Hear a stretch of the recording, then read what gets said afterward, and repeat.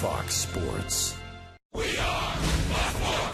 We are Arizona.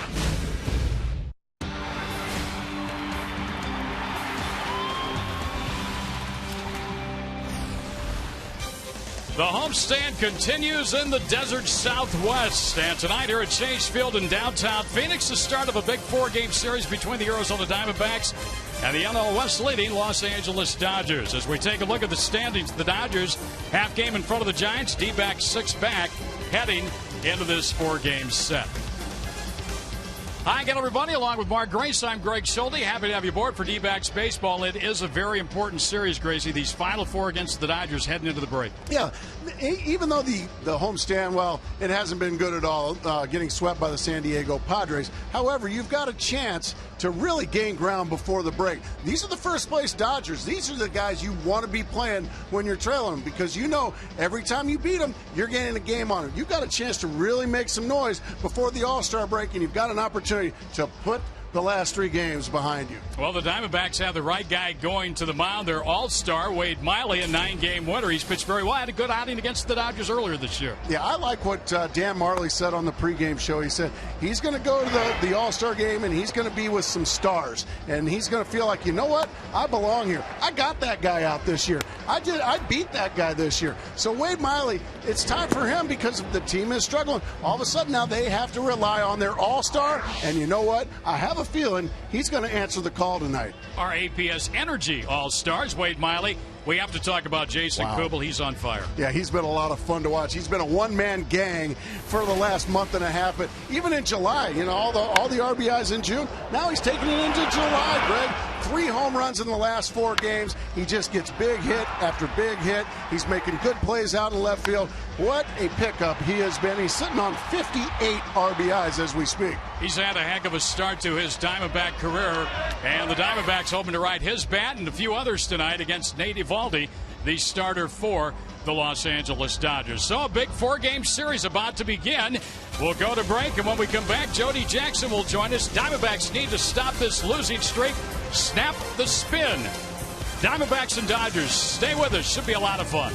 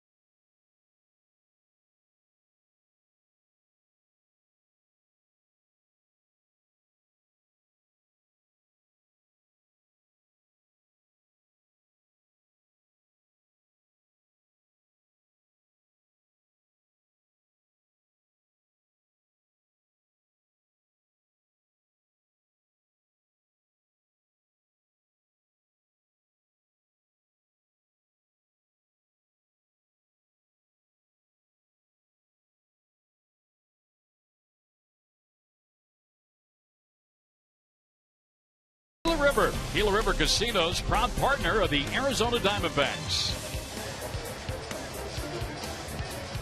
And welcome back here in the great state of Arizona. The Arizona Diamondbacks taking on the rival LA Dodgers. There is the battery for tonight's game. Miguel Montero catching the rookie Wade Miley, who has been fantastic this season. Hi, everybody. Jody Jackson with you on the field for this one, the start of a 4-game set against the LA Dodgers. Now the Diamondbacks have dropped 5 straight. Meanwhile, the LA Dodgers have been in a little slump of late. 1-11, but the last 4 games they've gone 3-1. So on the upswing despite some injuries. But for the Diamondbacks, this is a chance to get closer to the top of the National League West. They are currently 6 games back of the LA Dodgers, and they know the importance of this series. Well, it's huge. I mean, fortunately, we feel, we're still right there. Even though we feel like we haven't really played at all our best baseball. But this is a big series for us to gain some ground, go into the All-Star break, relax a little bit, come back strong and ready to go. Every game is important right now, especially before the break. We were looking to play good baseball and get closer and take a little break and come back and be in a better position after the break. So the Diamondbacks looking to slingshot into the break and beyond on a winning note. Tonight they'll look to their all-star, the man that is headed to Kansas City to represent the Arizona Diamondbacks. He is Wade Miley, and he is looking for his 10th win of the season here on July 5th. First pitch coming up next here on Fox Sports Arizona.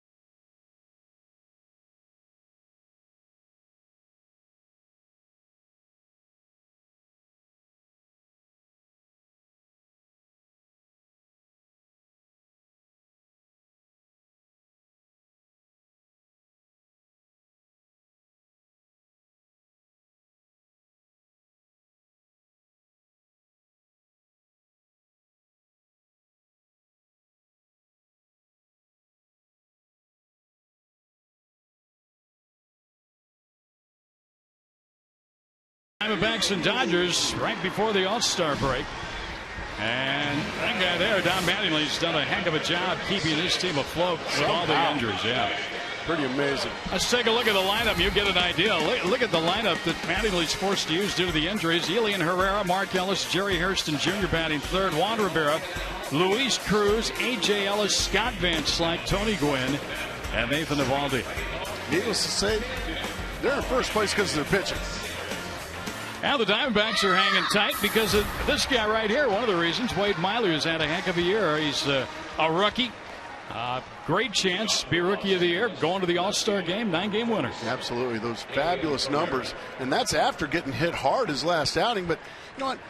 I can forgive a guy for giving up a couple home runs to Ryan Braun. Ryan Braun's done that a lot. Yes, he has. We're underway, and that's a strike to start the night. Always nice to start a ball game with a strike in for a pitcher. You always love when that right arm of the umpire comes out. Chad Fairchild barks it out, strike one. He blows one by. They swing and a miss. Sevilla and Herrera, strike two. And the other thing I love about Wade Miley, he works fast, never shakes off, just trusts his catcher. And a foul back to the screen. Just comes out pouring into the strike zone. He said he was scared to shake off his catcher. He said, he knows how to call this one. I'm just going to throw what he wants. Montero, in fact, had to go out a game or so ago and said, hey, just shake me off once or twice just for the heck of it. Just get him thinking over there. There's a little floater foul. Now, that ball would have been fair yesterday by the Padres. Well, yeah, if it was Chris Denorfia. Yeah. So Herrera, who's hitting .247 with 15 RBIs since he's come up. Swings and fouls one that's caught by Montero. A good way to start the night with a strikeout for Wade Miley. One down. Has not thrown a pitch out of the strike zone yet. He just blew away Herrera. After some fastballs in, he goes right to the outside corner. One quick out. Mark Ellis just off the DL. Reinstated yesterday. Pinch ran to the 8th inning. He had 4 rehab games. He suffered a leg injury, left leg injury, May 18th against the Cardinals. In a collision at second base with Tyler Green.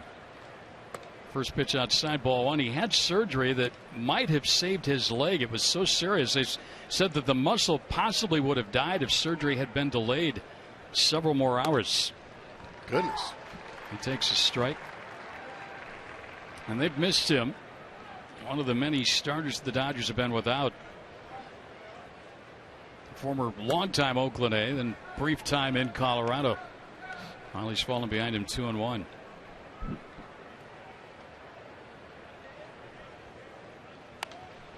It's going to get out of play. Miggy gives chase, but no room for him. And that's where Miley's very comfortable. The fastball into the right-handed hitter. And I think part of the reason for that success is the deception. He throws across his body. He steps kind of towards the on-deck circle of the Los Angeles Dodgers. He doesn't step straight towards home plate and then crossfires you. And that's a drive into the corner and left, and that's going to be an extra base hit. Able to play it off the wall out there, and Ellis is into second base with a one-out double. Well, Miley, that was his first slider of the ball game, and it stayed right in the happy zone for Mark Ellis. He just rifled it down the left field line. And that one stays up right around the thighs. And those get hit very hard at this level. Bang. Boy, the head stays down nicely. One out double there for Mark Ellis.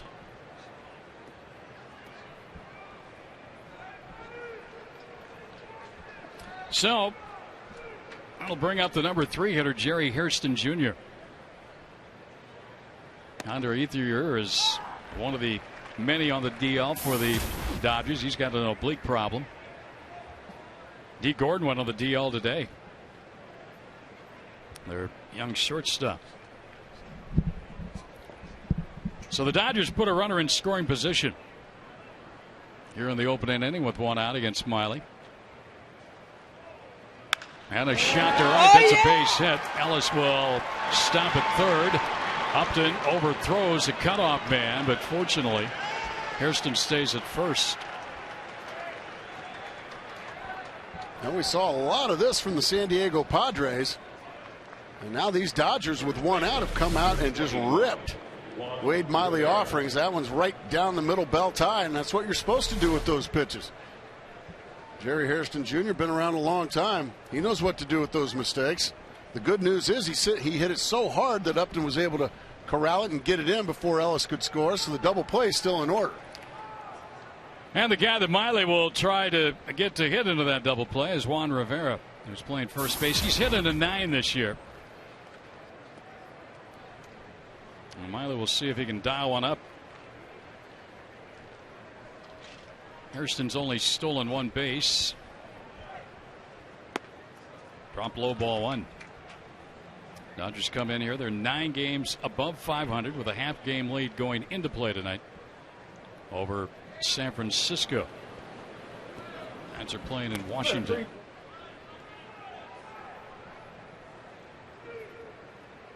Miley in first inning trouble.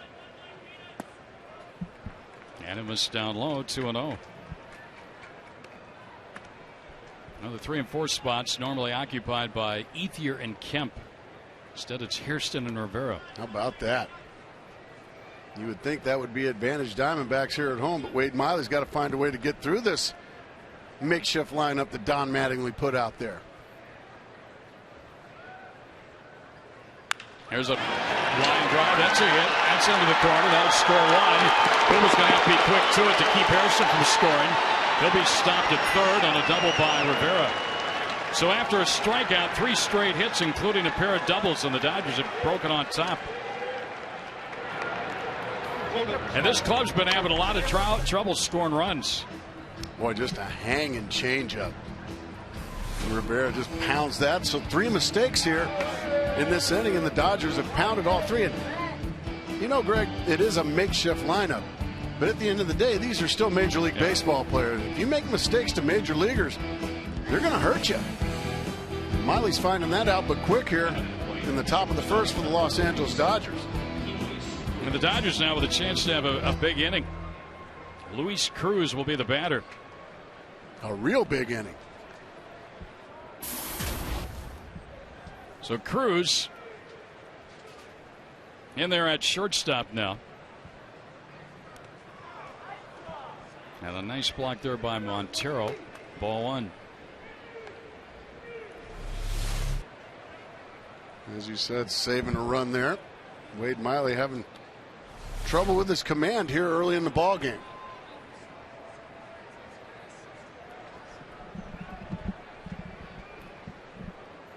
The corner infielders are about even with the bag. Bloomquist at third, Goldschmidt at first. Middle infielders back. And the count's going to 2-0. And a lot of times a young pitcher can get gun shy when you get hit around early in the ball game. Now, what he has to do is just step back, take a deep breath, and realize, you know, if I give up a couple of runs here, it's not the end of the world. I have to trust that my offense can score me at least 2. But the last thing you want to do is start walking people and adding to the problem. A shot to right. That's a hit. He'll score 1. Cruz gets back to first. It's 2-0 Dodgers on a base hit RBI single by Cruz. Now the Diamondbacks starters have been struggling of late during this 5-game losing streak. And Miley no exception to the rule tonight. Not at all. I'm actually a little surprised. No visit yet from Charlie Nagy, the pitching coach, just to calm the young man down. Right now it's Willie Bloomquist, the third baseman, that comes in. You know, Wade's an excitable kid. Willie Bloomquist just went out and had a little conversation with him. Boy, after a strikeout of Herrera to start the game, it has been 4 very hard hit balls by these Dodgers. Now A.J. Ellis, the catcher.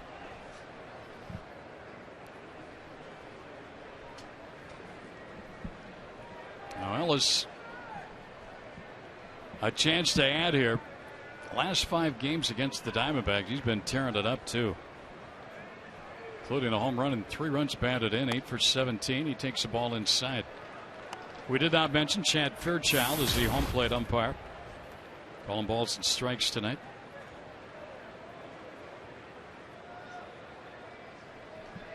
So the Dodgers strike early and often here in the first.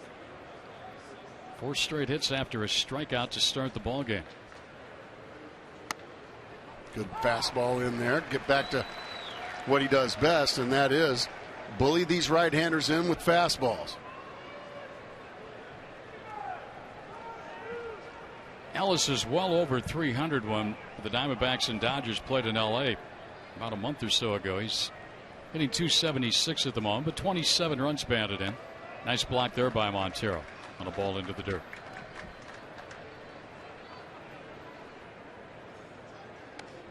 Oh, it's 2-1 now. Diamondbacks riding a 5-game losing streak coming in here.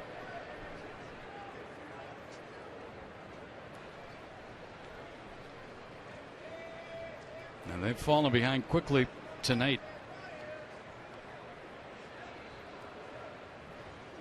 foul back. Good rip at that pitch. Boy, he left a fastball right in the middle of the plate, and Ellis had a mighty rip at it, but fortunately for the Diamondbacks, oh man, be careful, Wade Miley. He got away with that one. Now you make it hurt. Cruz drove in a run. He's at first base. Runner at third base. That's Rivera. He drove in a run. Mark Ellis and Hairston have scored.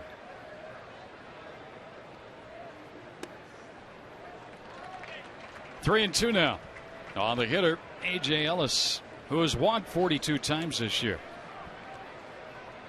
And the number 7 hitter, Scott Van Slyke, waiting next.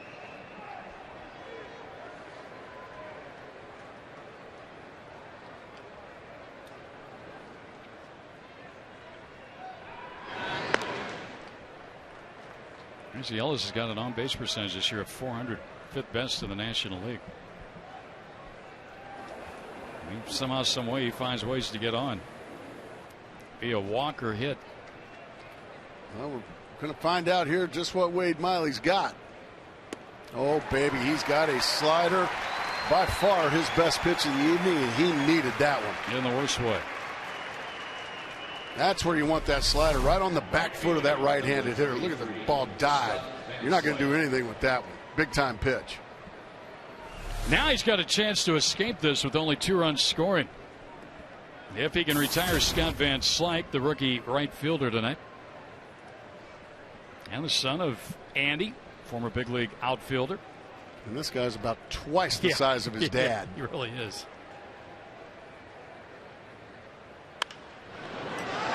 Shallow right center. Upton coming on. Hill out. Upton's got it. So Miley, all things considered, got by rather cheaply. The Dodgers got 2. They'll leave a pair. Nathan Eovaldi to the bottom of the first. 2-0 LA.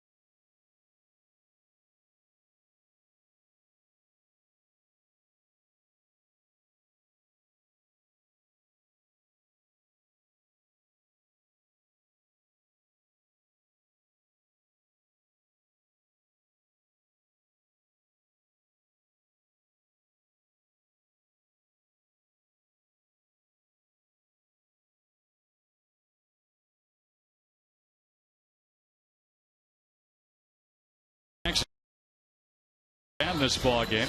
And let's take a look at the Mazda starting lineup for Kirk Gibson's Diamondbacks. The clean-shaven skipper Parr back at the leadoff spot tonight in center field, followed by Blomquist and Upton. Hubel the cleanup hitter. Then it's Goldschmidt, Montero, Aaron Hill hitting 7th, Stephen Drew, and Wade Miley. And Nathan Eovaldi on the pitch for the Dodgers. This guy throws pretty hard. He throws real hard. He's a guy, we saw him last year, Greg. He's got a good fastball. He can run it up in the mid-90s. Got a good changeup as well. He gave the Diamondbacks fits. Made his major league debut against the Diamondbacks. He's ready to go here. Tough record, as you see. He doesn't get a lot of run support, but he got 2 in the first tonight. He doesn't know what to do with himself, going out there with a 2-run lead in the first inning. Parr hitting 275, and it just seems he gives the Diamondbacks that spark. When he's in there, he's leading off tonight, playing center field, and he takes ball 2 outside. It's been a struggle for Chris Young. So Gerardo Parra going to get a look. Maybe more than one. Ball 3. And Gerardo Parra doing what he does. And that is just wreak havoc on opposing pitchers with, walks, base hits, stolen bases. That's a strike. Well, he's got 57 hits and 22 walks. 18 extra base hits, including 10 doubles.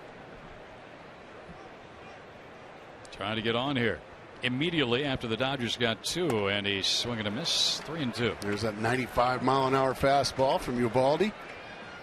When you can throw 3-1 fastballs by major league hitters, you know you got a live arm. Parra's a good fastball hitter too. You got to make him throw strikes.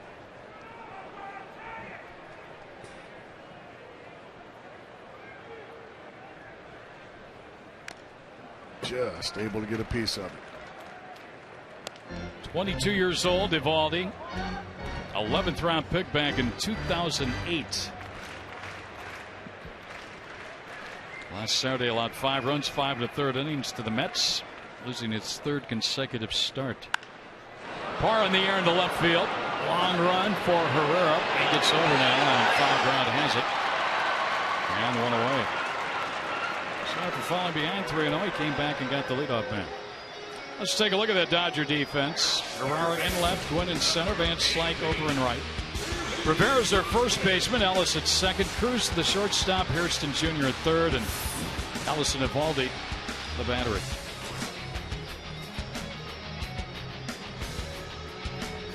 Here's a hot-hitting Willie Bloomquist. Willie went 4 for 8 in that series against San Diego. Oh, he's got a live arm, doesn't he, Greg? Yeah, he does. Dodgers called him up from Double-A to make his debut against the Diamondbacks here last year. And he's got some good roots where he grew up. He is out of Alvin, Texas, which is a hometown of one Mr. Nolan Ryan. Yeah, enough said there. They grow hard throwers in Alvin. Have arms will get it up there in a hurry. This is the short. Cruz gets Bloomquist and 2 quick outs here.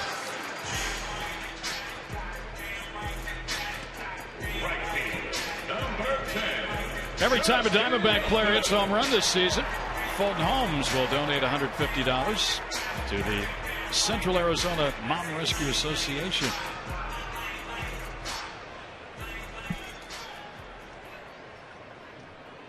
So Upton to the plate.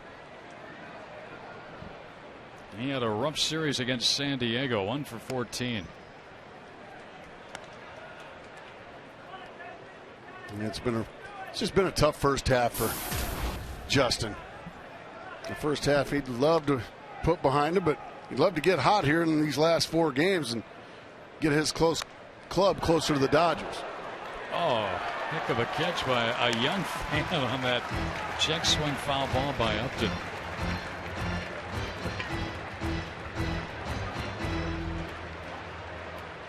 So 1-1. Evaldi trying to get the D-backs quickly in the first after his team got him a lead. That's dribbler right out in front of the plate.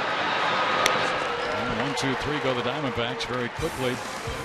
In the bottom of the first. 2-0 after 1. LA.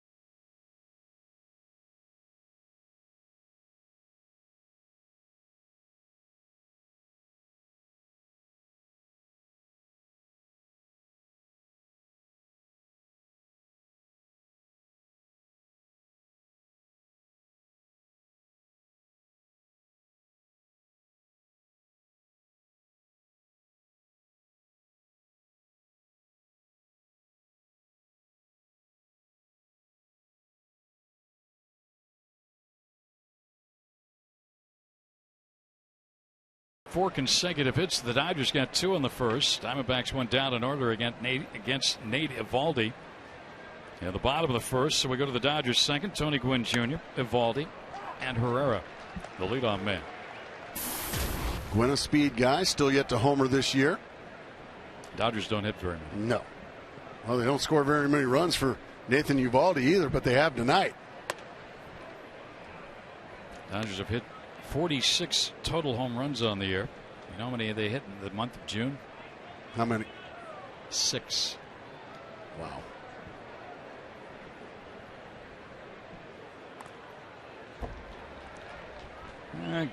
Miley will get ahead of Gwynn, 1 and 2.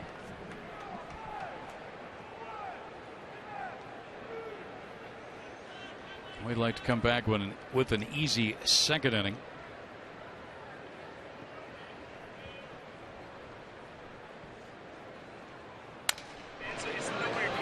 Nice play by Montero. Made sure that ball was. Well, these are the struggles in the first inning. Watch the location, folks. Slider right in the middle of the plate, whack. Fastball right in the middle of the plate, bell tie. Watch this changeup, bell tie. Then a 2-0 fastball, knee high, but in the middle of the plate.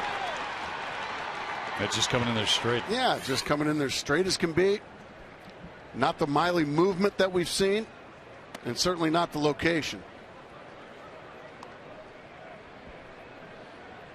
But he did hurt Tony Gwynn's feelings with that fastball in. And he's 1-1 on his mound opponent, Nathan Eovaldi, who is 0 for 8 with 5 strikeouts. And a miss by quite a bit. And I'm gonna stick my neck out there and say he's gonna strike out again here, Greg. To me, he just looks like a good pitcher. We're gonna find out. Yeah, he's going to strike out. I don't think I really had to go out on a limb there either. Third strikeout for Wade. 2 quick outs in the second. Left fielder. And the leadoff man, Elian Herrera, who's batting now for the second time in 2 innings.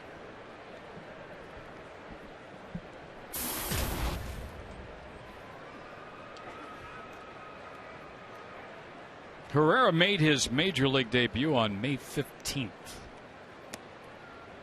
And he's got 159 at bats now. He's been playing in the infield, the outfield.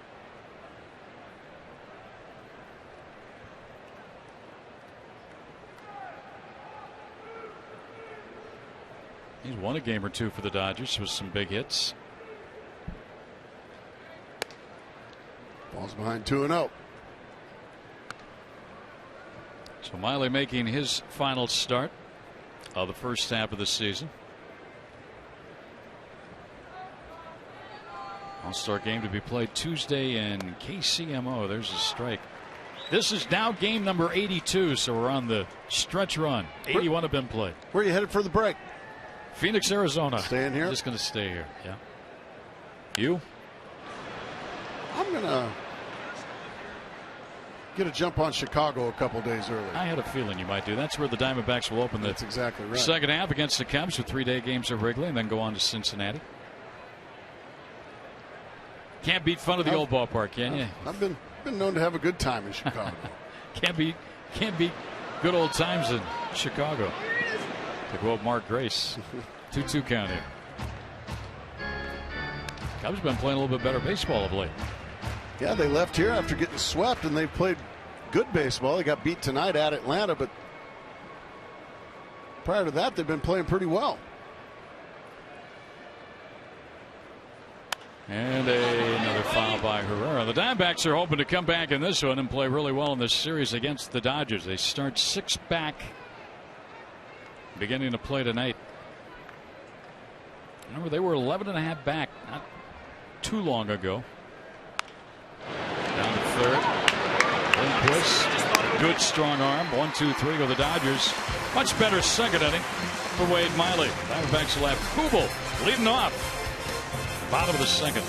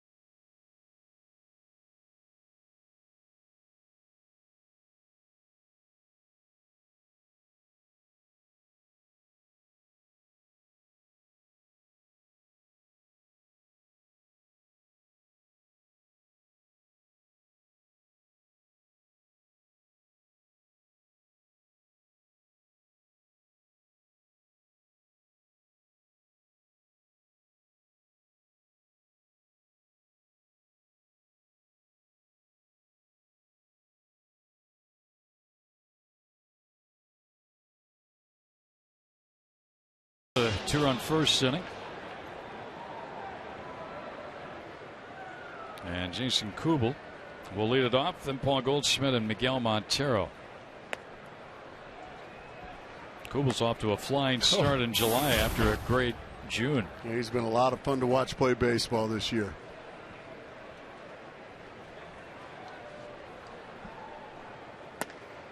Blew it by him. He is throwing some fastballs right by these Diamondback hitters.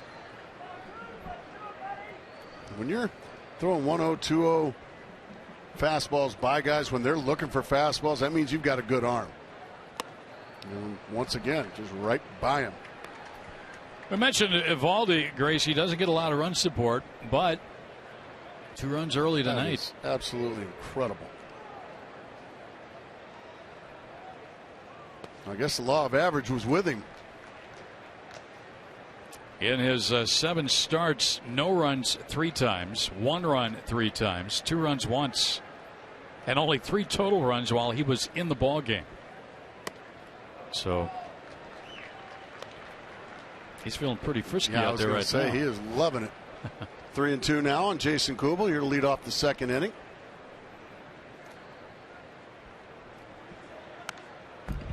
Ooh, he took a cut, didn't he? He took a good rip at a slider that did absolutely nothing.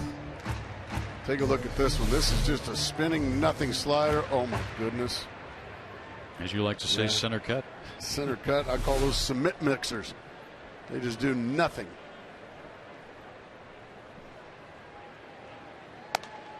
Good at bat again by Jason Kubel. That's his 34th walk of the year. Anytime the Diamondbacks score 6 runs or more, Taco Bell gives away 3 free tacos with the purchase of a large drink between 4 and 6 p.m. the following day at participating locations.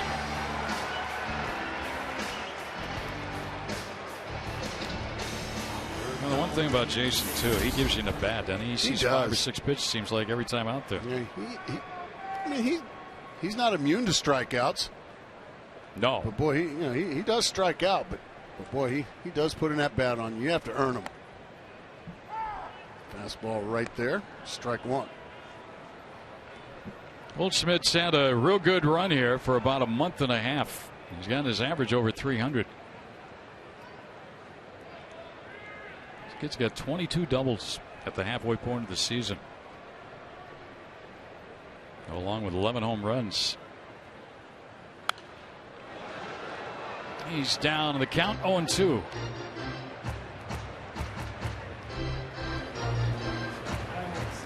Diamondbacks want to get off the Schneider. They've lost 5 straight. Last 2 in Milwaukee. The first ever sweep by a Padre club here in Phoenix in a 3-game series. Diamondbacks have been playing so well at home.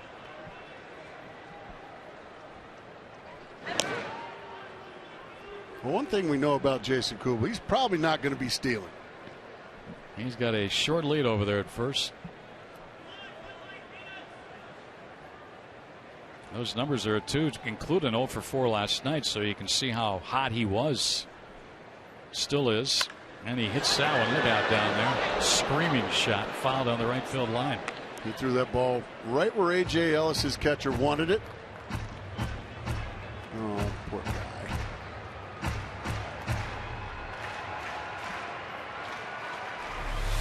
Watch the high. He wants the high fastball. It's right where he got it. Good pitch.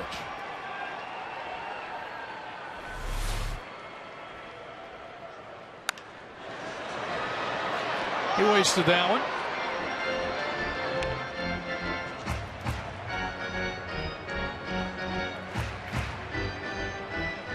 Goldschmidt hanging tough on an 0-2 count.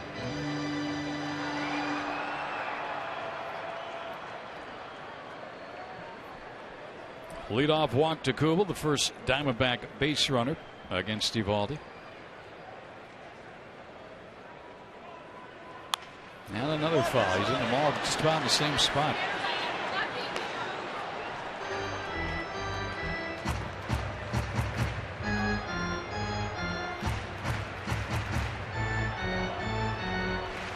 Sellout here last night, which was really nice to see.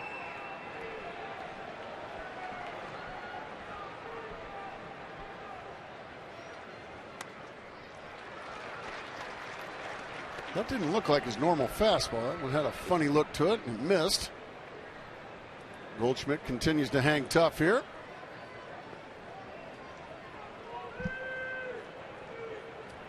That'll be the 7th pitch of this at bat. He fought it off. That is exactly what he did. He did anything and everything he could to fight that one off and stay alive. That's all part of just battling. Only 13 pitches in the first inning for Eovaldi. He's on his second batter with nobody out, and he's already thrown more pitches in this inning. And another foul by Goldschmidt. That time he got away with one. That was a slider that didn't do much. But again, Goldschmidt, the more pitches you see, the more you can gauge him.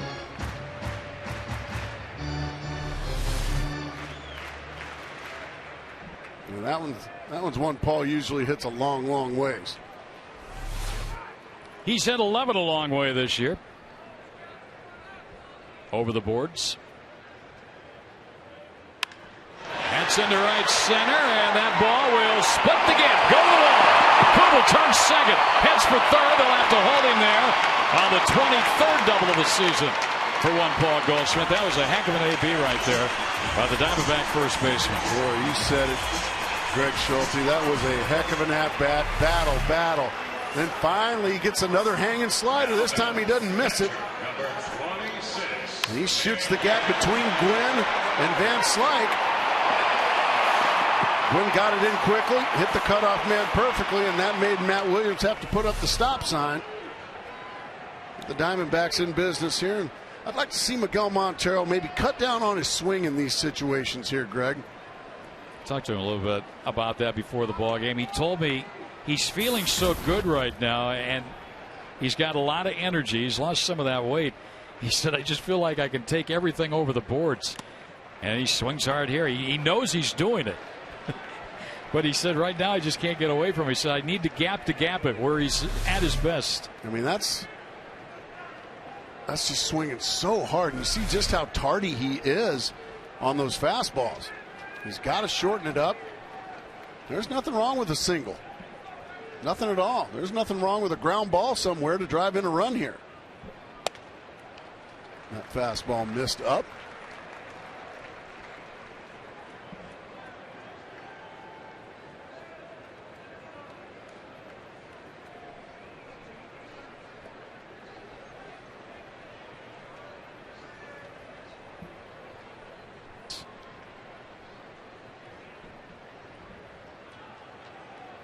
Diamondbacks good chance to get this game even this inning.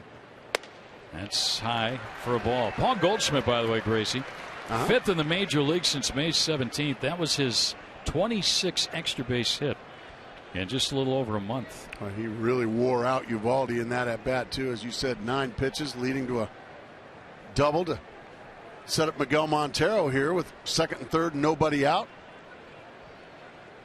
Diamondbacks looking to answer back. Missed badly with that one. That was a funny looking fastball, but a fastball nonetheless. Now 3-1. Go ahead and just put a good crisp swing on a fastball here in Miguel Montero and most likely tie up the ball game.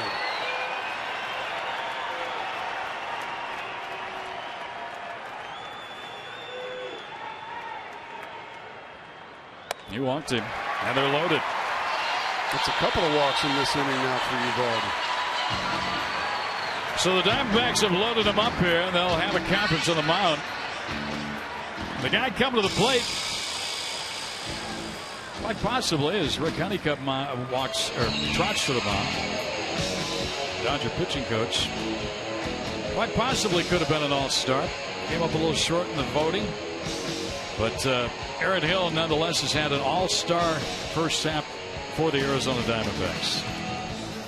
He has been outstanding for the D-backs. This is a long meeting on the mound. Chad Fairchild going to go out and break it up.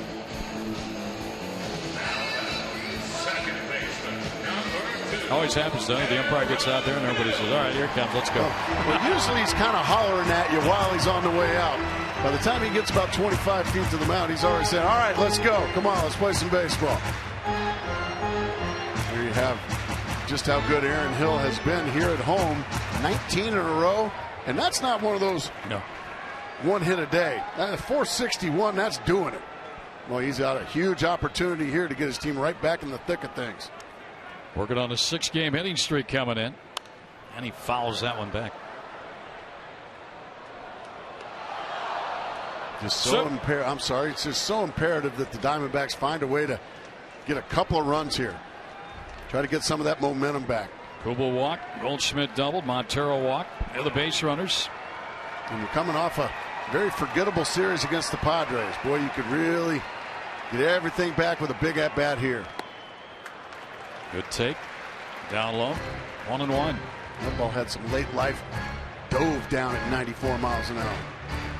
There you go. Just do it. There you go. I like that. Do it.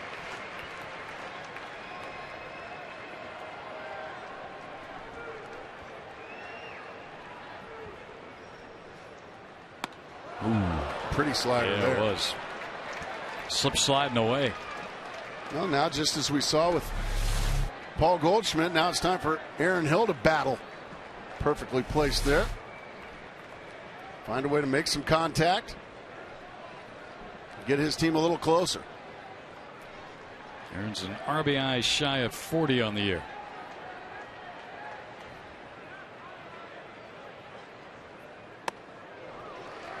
Had to jackknife out of the way. I think that was more a purpose pitch there.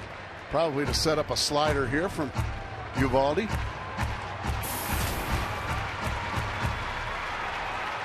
Pretty impressive first half numbers for one Aaron Hill. Trying to start the second half off in good fashion.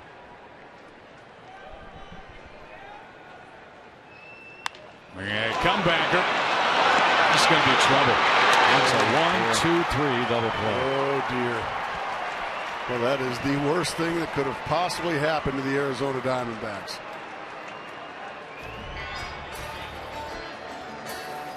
Pitcher, catcher, first base, 1-2-3, and 2 outs just like that.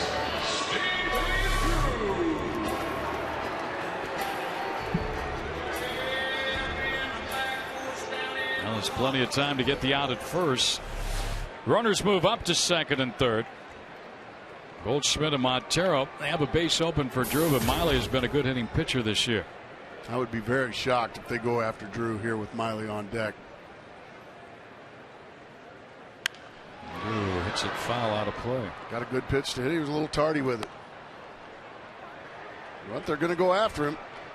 There's the score in in Washington, coming from behind, victory for the Washington Nationals. The Dodgers see it. The Diamondbacks see it. Now, who's going to take advantage of that? Good fastball. Didn't get the call. Update the standings now. Dodgers have 1-game lead over San Francisco, pending the outcome of this one. So it'll either be back to a half game, which the Diamondbacks are hoping for, or a game and a half at the end of the night. Drew looking for a 2-out hit. Yeah, there it is. Right field. They're going to try and score it up. Now Montero's being held up. And back to first goes Drew, but he delivers an RBI single. A big pick-me-up to get the Diamondbacks on the board to make it 2-1. Stunning that they went after Stephen Drew in that situation. We called it. I said I'd be shocked. And boy, did the Dodgers pay right there. Fastball right in the middle of the plate. And he ripped it. And I thought Miguel Montero would probably be able to score. I'll see if he gets any kind of a jump. Yeah, he got a late jump. That ball's hit hard, yeah, too. Montero got a late jump on top of it. So the good news is the Diamondbacks got one back thanks to Stephen Drew. Boy, that's a big hit. And with 2 outs, you just hit into a 1-2-3 double play. Didn't look like you were going to get anything. And now here's Miley. And he fouls it out of play. Boy. That was like a Miguel Montero swing right there. Swinging hard. 1 RBI, but Miley has 10 hits, including a pair of doubles.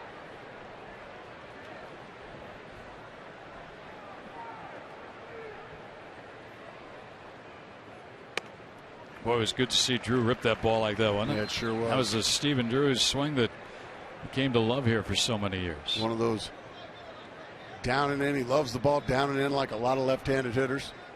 And he just smoked that ball on the right. Now Miley trying to help his own cause. Oh, nice play at third. The throw from the knees is in time by Jerry Hairston Jr. to rob Miley of a hit, and the Diamondbacks have another run. But they got a run. They pulled the lead down to 2-1 after 2.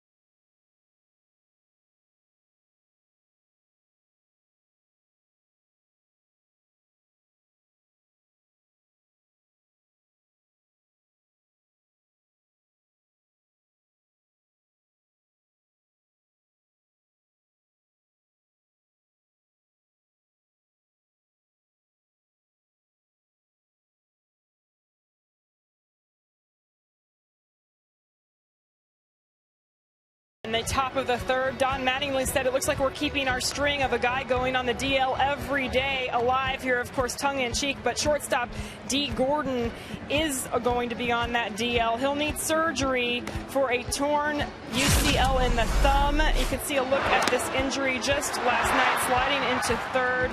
The thumb injury will keep him out about 6 weeks. He should be 100% by then. But Don Mattingly said, I've never had this happen, but he actually came into my office and apologized for getting hurt. Of course, it's been a string of injuries, as you guys mentioned. Matt Kemp and Andre Ethier out right now. They should be back after the break. Mark Ellis just coming back yesterday, but Dee Gordon obviously disappointed. He'll be out of the lineup till it looks like at least mid-August, guys. All right, thank you, Jody. That, by the way, was his 30th stolen base of the year. And there's the cast and surgery tomorrow here in Phoenix. I guess the good news is if you're going to get hurt, be safe. Yeah. Mark Ellis will lead it off. He had a double that started that 2-run first inning for the Dodgers with 1 out. And Miley now back to within a run. Had a 1-2-3 second inning. Ellis, Hairston, and Rivera here on the Dodger third. And he misses again, 2-0.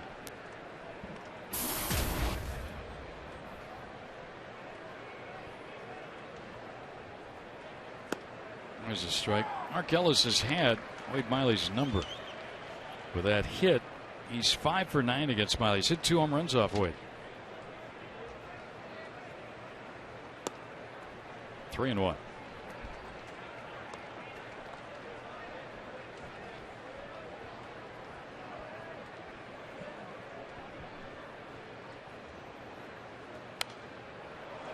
He challenged him right in the middle of the plate there and got away with it. Our third inning brought to you by Miller Lite. Visit local retailers. Text road trip to the Miller Taste Team at 620-620 for your chance to win one of 300 division rival flyway trips this summer.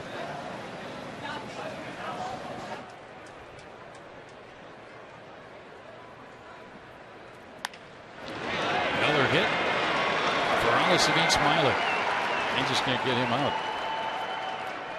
No, it was these 4 guys, Ellis, Hairston, Rivera, and Cruz, that did the damage in the first inning. Ellis gets it started again here. A good pitch. Fastball in, jams him. He just flips it right out over the head of Stephen Drew and in front of Gerardo Parra. So the Dodgers get their leadoff man on, and now it'll be Jerry Hairston, who had a base hit to right field his first time up.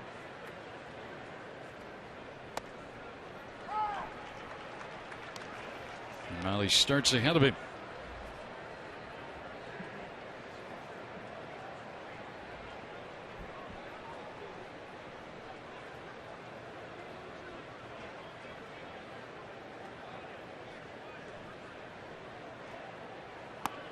Good fastball there. Just cross-fired it right there to the inside corner. Good pitch.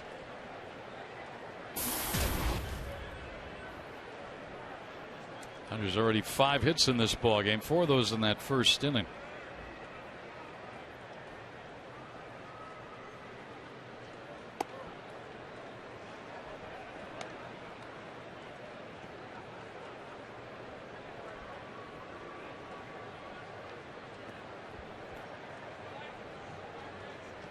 Hairston's been around a long time now. A lot of different ball clubs. Brother of former Diamondback, now met Scott Hairston. There's a double play ball, perhaps. Hill to Drew to Goldsmith. Nicely timed. Let's take a look at our keys to the game, brought to you by Kia Motors. Hey now. Absolutely. You've lost 5 in a row, and you know that famous song, Hey Now? I'm an all-star. You're an all-star, Wade Miley. So the Diamondbacks are looking to Wade Miley to get them out of the doldrums. Did you come up with that one? That's a I good did. one. Hey now. I like that. Thank you. Nice play by Willie. And despite the leadoff hit, a double play. Hey, Miley. You're an all-star, kid. 2-1 Dodgers.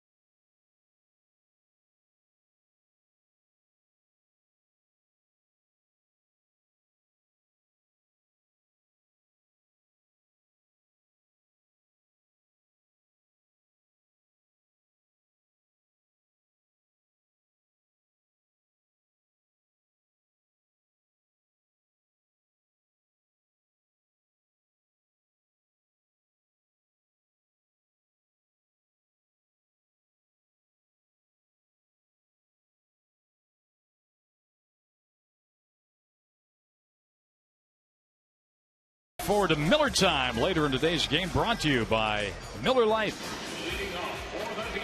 Top of the order for the Diamondbacks coming up here in the last of the third, and a 2-1 ball game. Dodgers lead.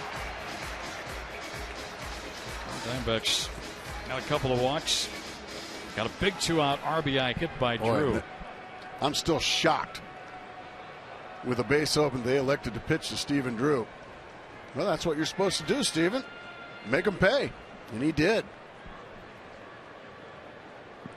Parra bats here. Leading off the third, he fouled out to the left fielder. And shows bunt, takes it outside, ball 1. If you're just tuning in, Parra starting tonight in the leadoff spot, playing center field.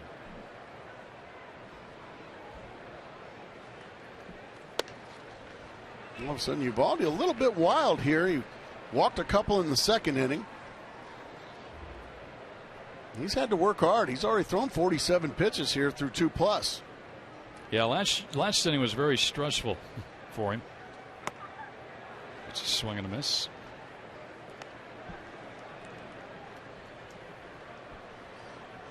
That's not quite the ratio you want. But hey, he's the one leading 2-1. Who are we to?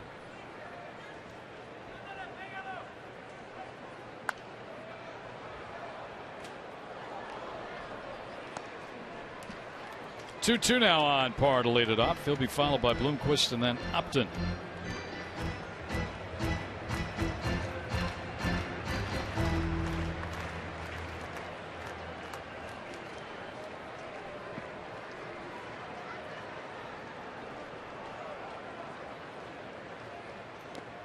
And go fishing. He sure as heck did. Nice pitch there. Parra has a strikeout victim here to start the third. Third baseman, Willie Bloomquist. First strikeout for Evaldi, one down. Here's Bloomquist. He grounded to short first time up.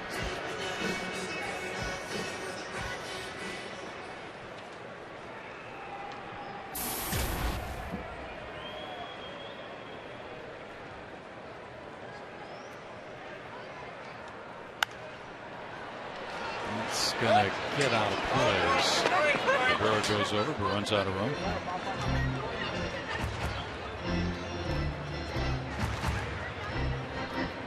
Well, he's been on fire since mid-May. He's at 363. And he's had a good run against the Dodgers, including a couple of triples. 2 of his 5 3-baggers. And Evaldi jumps ahead of him quickly. Another 6:40 game tomorrow night. 7:10 first pitch time on Saturday, and then 1:10 in the Sunday finale. Josh Coleman for the Diamondbacks against Clayton Kershaw tomorrow night. Josh was awfully good in Milwaukee. Got a no decision through 6 strong innings.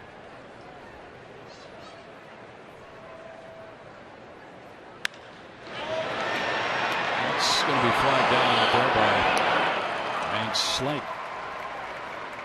2 quick outs. Let's take a look at our high-speed pitch brought to you by CenturyLink. See what these 2 hurlers are hurling it up at what kind of speeds tonight. Evaldi's touched 97, Miley at 92. 97, golly. Seems free and easy too, doesn't it? Yeah, it's pretty smooth 97, isn't it? Yeah. Wade Miley, that's about where he hangs out. We've seen him go up to 94 a couple of times this year. Upton hit a little dribbler right out in front of the plate and was thrown out his first time up. Having a tough homestand so far. 1 for 15 on the homestand.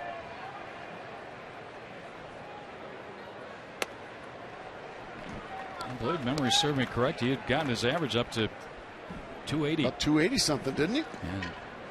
Sitting as we speak at 262.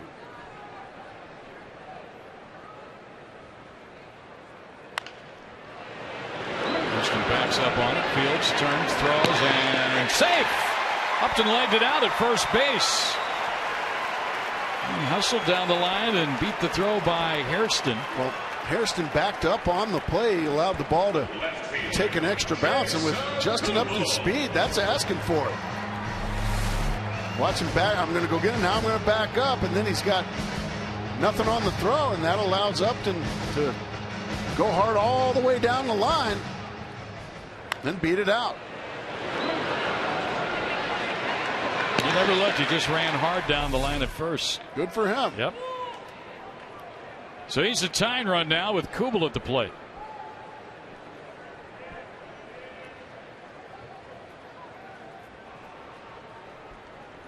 Whenever you see that, you always hear somebody in the crowd yell, "Bog!" Somebody will say bog. Bog. It's usually more than one, too. Yeah.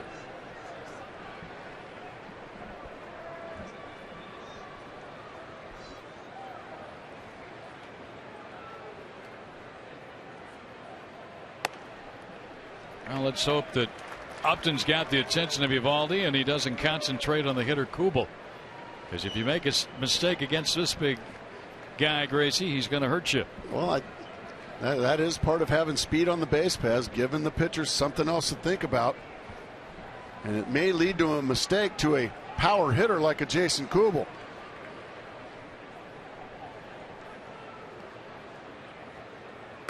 It's a bender in there and a beauty. Really nice pitch.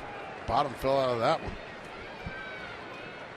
And this ball looks like it's definitely going to stay high. Boom. Good pitch. Kubel's have a heck of a first half run here for the Diamondbacks.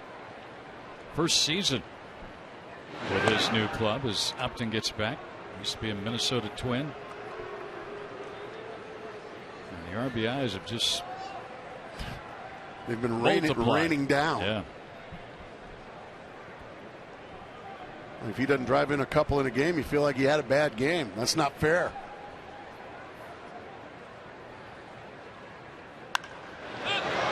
Towering fly ball into right. Van Slyke settles under it. Boy, just missed that one, Greg. By a silly little millimeter. 2-1 Dodgers lead after 3.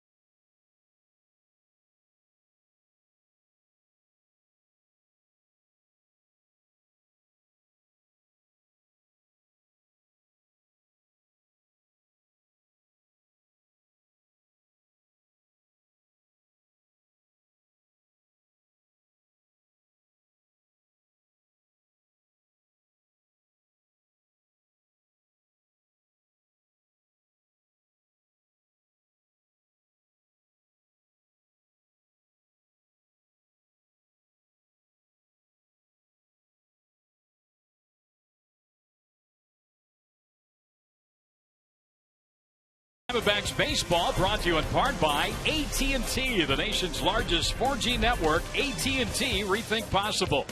Mazda, brought to you by Mazda. We believe if it's not worth driving, it's not worth building. Top of the 4th inning, Wade Miley back to work. And he's got Luis Cruz, A.J. Ellis, Scott Van Slyke to deal with. 2-1 Dodgers lead, 2 in the first. Cruz drove in one of those runs with a single to right field. And Miley's fallen behind him 2-0. Cruz has played parts of 3 major league seasons with the Pirates, Milwaukee. Tell you what, he's a pretty good sized dude for a shortstop, isn't he? Yeah, he is. These players anymore, they're just so big. Tuesday night, he stole home for the Dodgers. Out of Mexico, 28 years old. Into right, Upton back, over a little bit.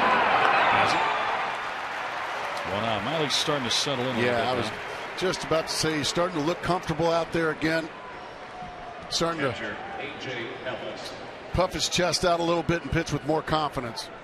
Sometimes that first inning just isn't comfortable. That's exactly right.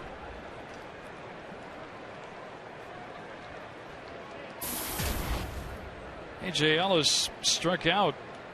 It was a big strikeout. That it was. In the first inning. What could have been a 3 or 4 run inning. Wade Miley struck him out. Ended up getting the next guy for what was just at the time a 2-run inning. The Dodgers had runners at first and third at the time. Ball and a strike on Ellis. In his first year as a pretty much everyday catcher for the Dodgers. And that Trainer is his backup. There's a swing and a miss. Pretty slider there from Miley. He's got a nice tempo going right now, and he's throwing a lot more strikes. Getting ahead of the hitters, and Ellis going to try and slow him down a little bit by backing out.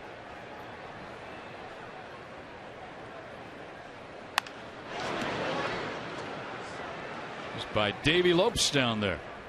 Boy, Davey just looks right in a Dodger uniform, doesn't he? Yeah, he does. A lot of years coaching with the Phillies, but you talk about a guy who could run, steal bases. Former manager of the Milwaukee Brewers. Yeah.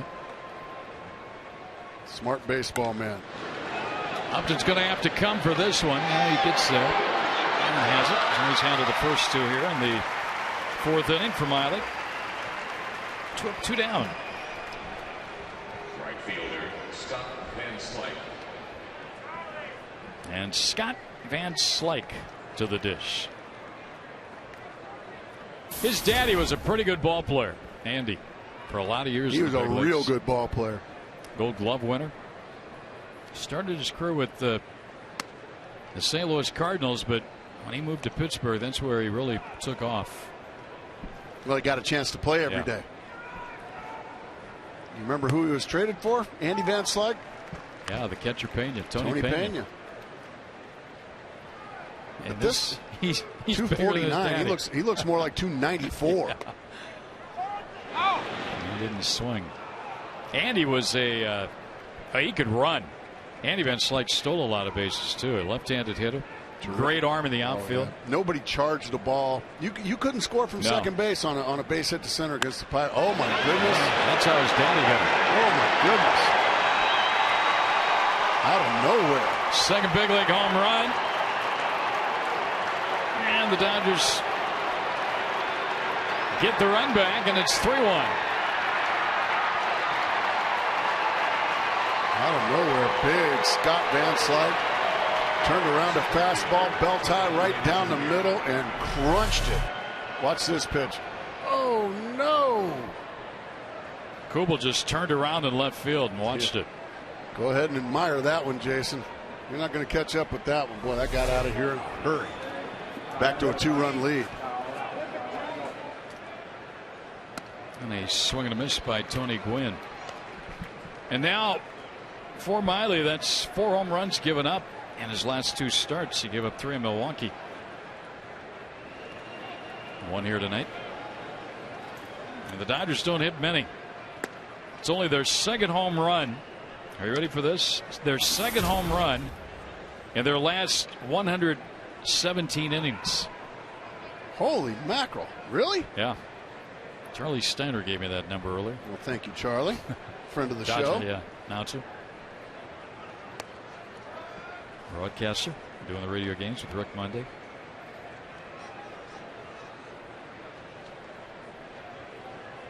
They haven't had much pop with Kemp and Ethier both out. Those 2 guys have combined for 22. The rest of the team only 25 home runs. Well, he's big enough to hit him an awfully long way. And he just did.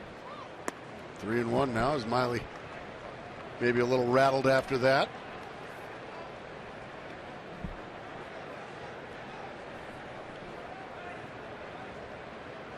And you want to leave him in the on deck circle. Let Eovaldi lead off next inning, the pitcher.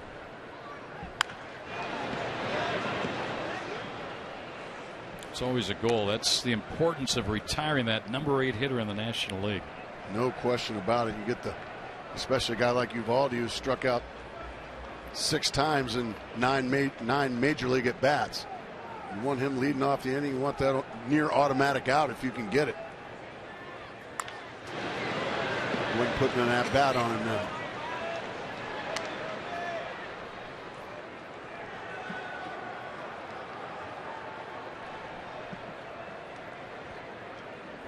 Fourth inning here, and a lot of pitches thrown already by Wade Miley in this ballgame. 70.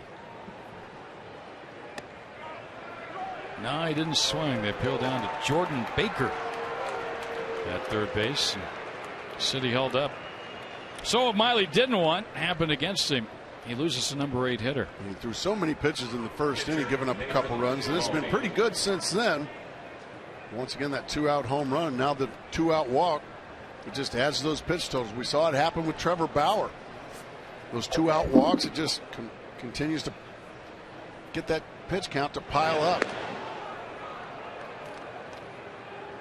Well, that's one thing Gwynn doesn't want to do, is now get picked off. Bauer will throw Sunday for the Diamondbacks in the finale of the pre-All-Star game activities for 2012. Everything comes to a screeching halt after Sunday, and the All-Star game Tuesday in Kansas City. And the Diamondbacks will resume action on Friday, July 13th. Friday the 13th in Chicago at Wrigley.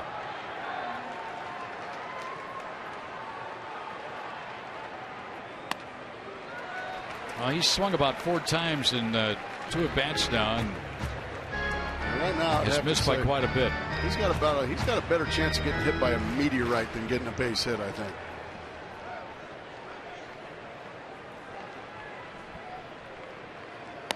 Yeah, he's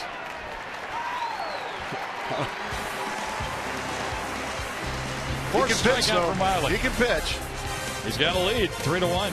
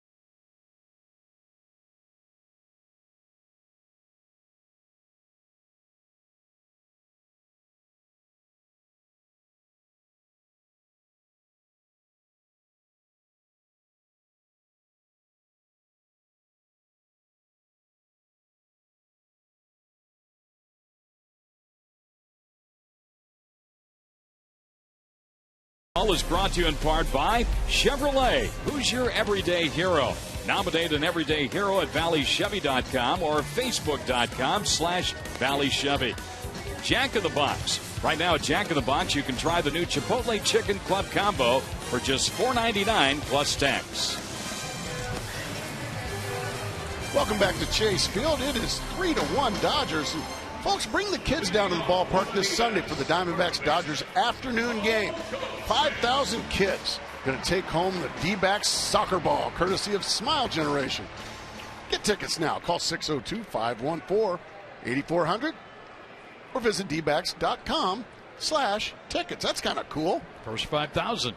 Yep. Coming your way. Here's Goldschmidt to lead it off. And he takes a strike. Paul had a great first at bat, saw a lot of pitches and ended up doubling. Helping the Diamondbacks to a run in the second. They're now down by a pair. 3-1 in this game.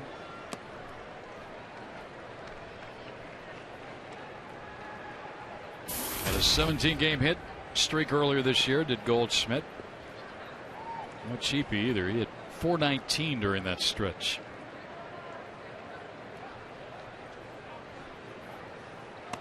Ooh, good slider there.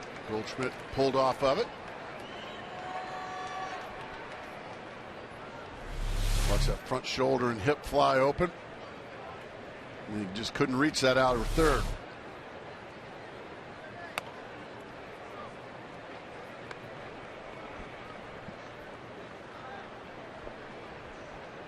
Goldschmidt looking to get something started. Diamondbacks trailing here.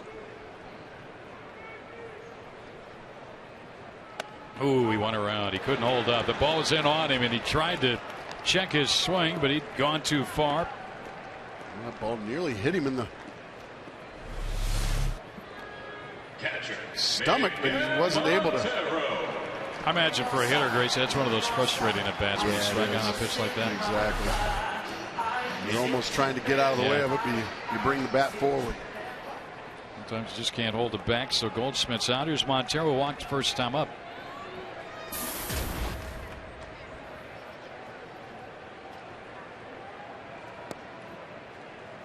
Little attempted change up. Good eye there by Montero.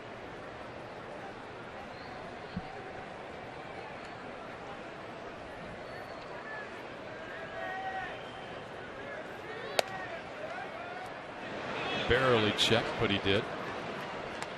You look at Montero's numbers right now: 9 doubles, 1 triple, 8 home runs. Last year he had 36 doubles. He had such a good year last year, offensively and defensively. Drove in 86. He's on that pace right now. His RBIs are very good at 43 right now. Now he sits 3-0. Pretty comparable to last year. Very comparable. Yeah. Didn't he miss some time with a knee problem last year too? Played in 140 games. He had just a mild stretch where he didn't play a lot, but for the most part, he's got another walk. So 2 walks tonight. Now 38 on the year for Miggy. Yeah, I thought I remembered him going down the line and hitting the bag wrong and hurting his knee and being on the disabled list. Maybe that was 2 years ago. He was on the disabled list back in 2010 with that torn meniscus. That's what it was. So Aaron Hill now at the plate. Time flies when you get old, Greg. You telling me that? Third walk now given up by Eovaldi. Boy, he got a big out of Hill. The bases were loaded. And Hill at the plate in the second inning with nobody out, but Aaron hit a comebacker and it turned into a 1-2-3 double play. And then Hill picked him up with an RBI single.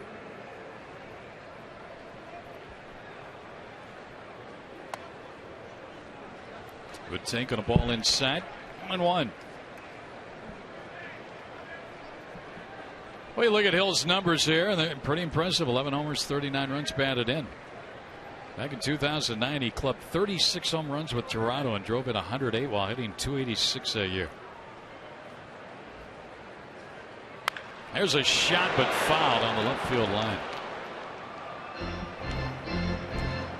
Aaron Hill in 2009, Gracie, had 682 at-bats. Golly. Did he ever walk? No, 42 times. Which is not very many. Yeah. Played in 158 games that year. He was a comeback player of the year. Silver Slugger winner. And he's loving hitting here at Chase Field and for the Diamondbacks since joining them. Good take there from on a slider down and away. Now Eovaldi, Greg, his pitch count starting to climb as well. He's at 73 pitches here with 1 out in the 4th. Yeah. Both pitchers had to work awfully hard here in the early going. 3-2. And if you're thinking about sending the runner, stay out of the double play. I would say probably not right here. Down by 2 runs. Don't want to take too many chances.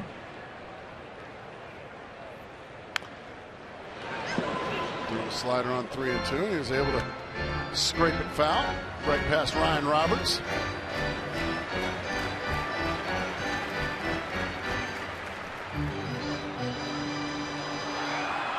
Well, let's see if Aaron can do some damage here on a 3-2 pitch coming up. Here's the tying run to the plate. The last of the 4th. Into left. And Graham makes a nice catch out there. He can cover some realist there. Montero hustles back to first. Excuse me, Herrera out there. Gwynn's in center. Both of them can cover some ground, and Herrera really made a nice play there.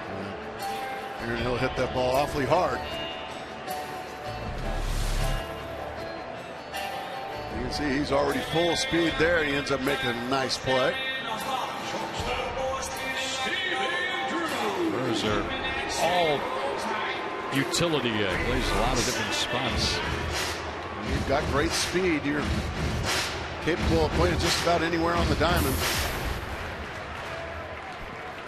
Drew RBI single to right first time up. Hit the ball hard. In fact, he hit it so hard Montero couldn't score from second. And with the base open and the pitcher up next.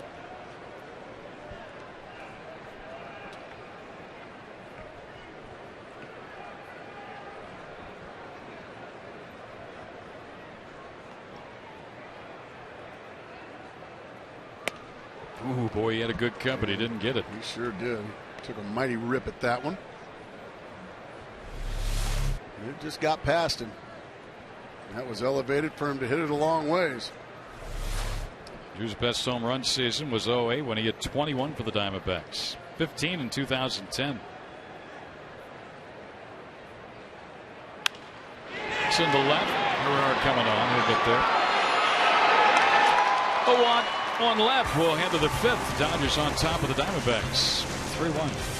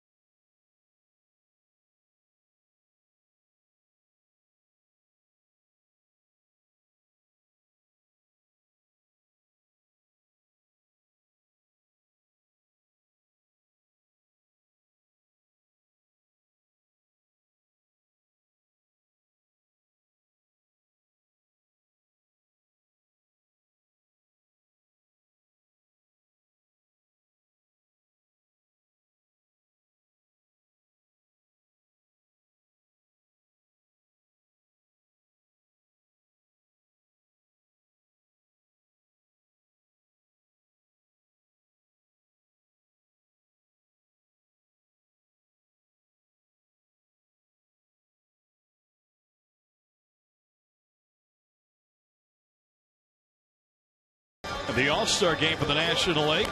That is Clayton Kershaw. He's the B answer. R.A. Dickey has had just a tremendous first half. Matt Cain, perfect game. Steven Strasburg. How about Wade Miley?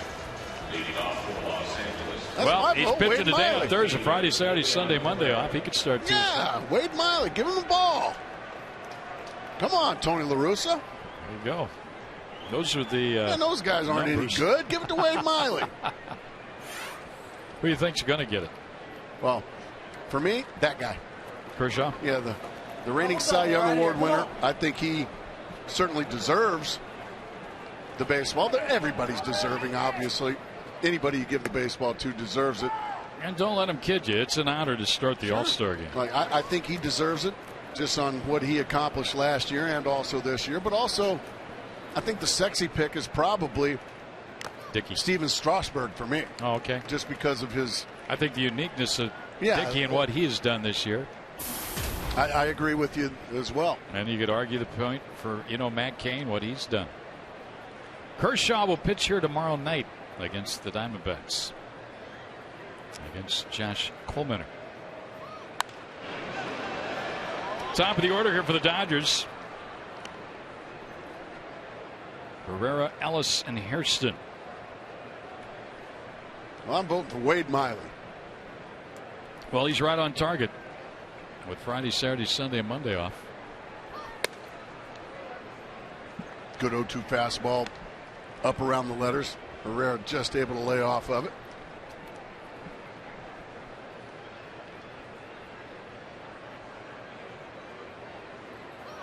Nice play, Will. Made sure he had it. Throws him out, one down. Willie's played well down there at third base. A couple of times he's started. And remember, we were talking to him in Atlanta. And he had some reservations about being a third baseman. It's just a reaction position. He reacted nicely there and made the play. He's fine anywhere you put him. He's having a laugh with Tim Wallach over the third base coach. Now he played a little third base. He was a heck of a third baseman. Yes, he was. For the Montreal Expos. Strike one to Mark Ellis, who's 2 for 2 against Miley. There's Eli. Well, he can play the game. Miley somehow, some way has got to figure out a way to get this guy out. Mark Ellis, 2 for 2 tonight, and now in his career against Miley, 6 for 10. Well, jumps ahead 0-2. That's a good start. Finish him off, right? Make it an easy inning. I remember Tony Gwynn Sr. used to own Rick Sutcliffe. Just owned him. And no one set that had to cross him a little bit. And they're going to get him out. But Joe Girardi was the catcher for the Cub teams that I played for. And Rick Sutcliffe, in their meetings before the games, he said, Joe, Tony Gwynn owns me. I don't care. You know, I throw my best fastballs, curveballs, sliders, changers, and he has killed everything I throw. I don't care what the situation is. I don't care how many outs there are or what. I'm throwing a batting practice BP fastball right down the middle every single pitch. And that way, at least he's going to hit me. He's going to hit me on the first pitch, and I don't have to waste my time. Tony Gwynn went 0 for 4 that game and didn't even get a ball out of the infield on nothing but just BP fastballs right down the middle. So sometimes keeping it simple is the way to do it. Miley's retired the first 2 here.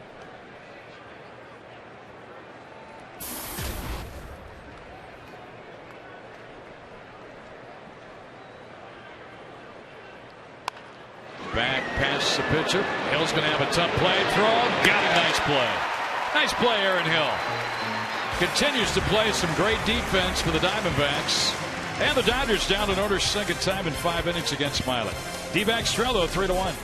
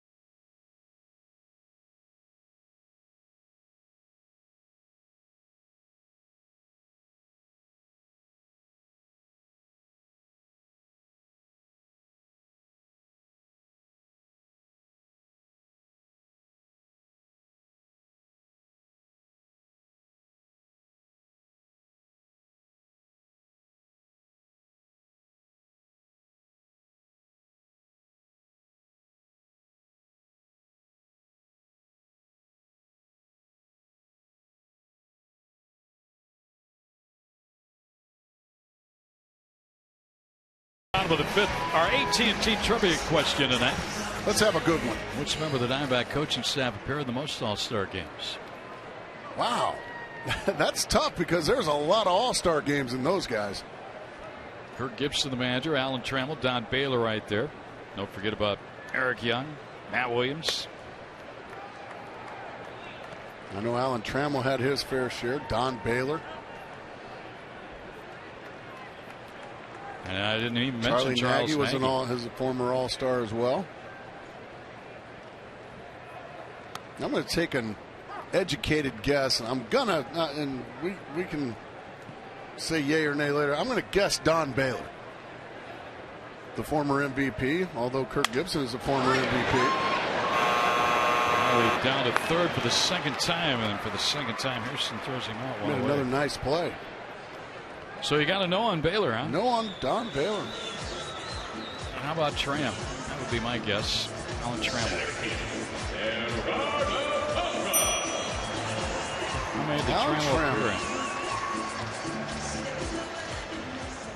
I wonder how many he did appear in. That's kind of cool. Find out. What a great player he was. Yeah. He really was. Kind of.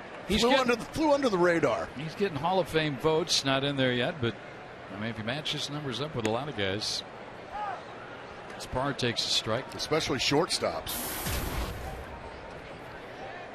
Let's look it up. Alan Trammell had 2,365 career hits. Parra swings and misses. Gerardo is 0 for 2 on the leadoff spot tonight. Parra hasn't been very comfortable off Uvalde. It looks like he hasn't to this point picked up the ball very well out of his hand. You've seen him taking a lot of defensive swings, pitches out of the zone. And Evaldi's got him set up.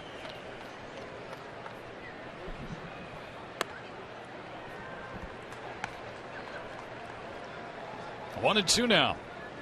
Bloomquist next.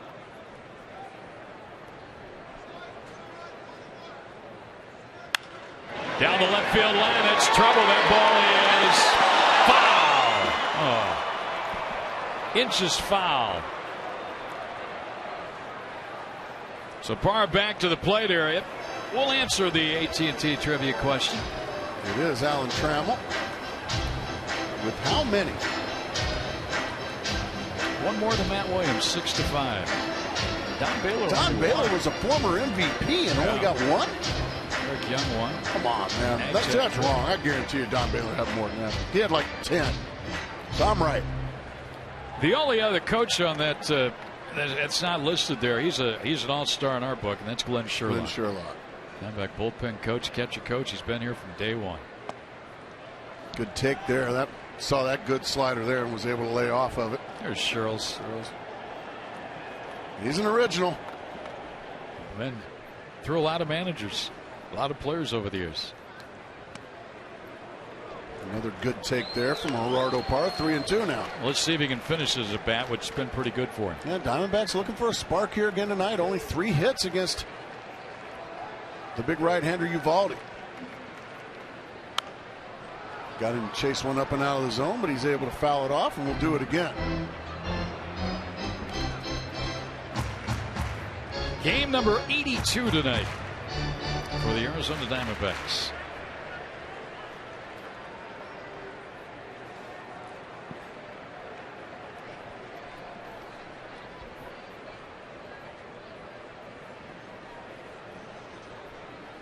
There's a shot base hit in the right. Alice Lee couldn't get it.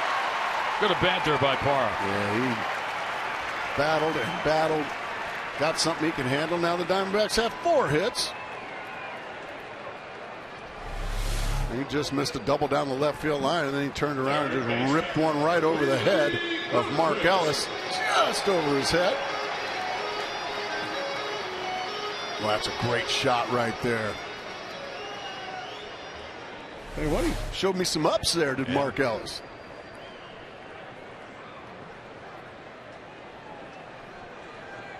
Willie Bloomquist loves to shoot it through the right side of the infield in these situations. He loves to hit ground balls right through that area. And as soon as I can clear the telestrator, we'll be in good shape. There we go.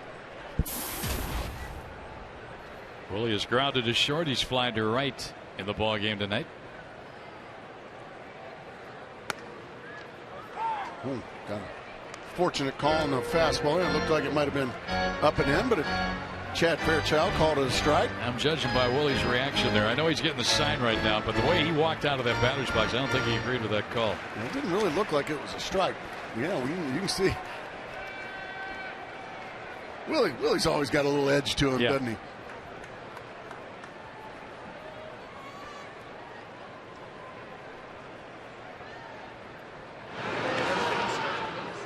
You love guys who love to play the game, and they play it hard. They get their jersey dirty. And that is Willie Bloomquist.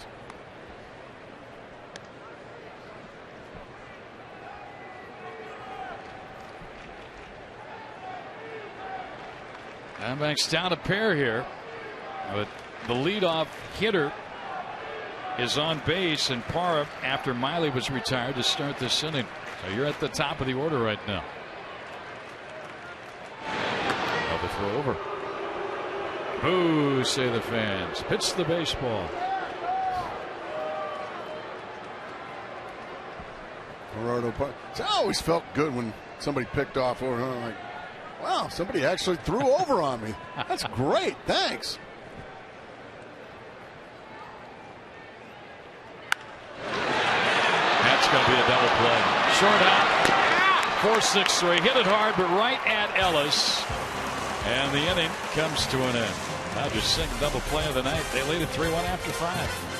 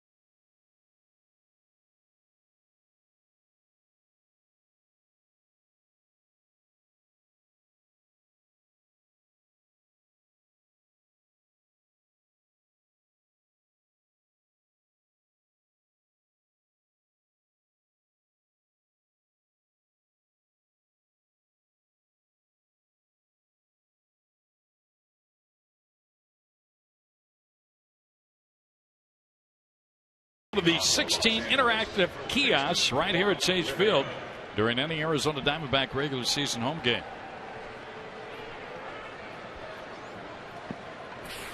Sixth inning already. 3-1 Dodgers lead it. Wade Miley gets a strike in on Juan Rivera. Miley gave up 2 runs in the first inning, 4 consecutive hits, and then a solo home run by Scott Van Slyke in the 4th. Well, Wade Miley cannot afford to give up any more. Diamondbacks are being handcuffed by Nathan Uvalde.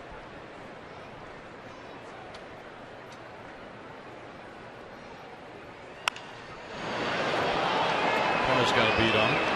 And center. 1 away.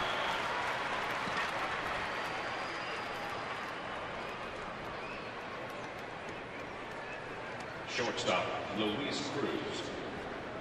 4 strikeouts on the night for Miley. 1 walk, 6 hits given up. Luis Cruz has a hit and a run batted in. Came in the first. Good change up there to start him. 0-1.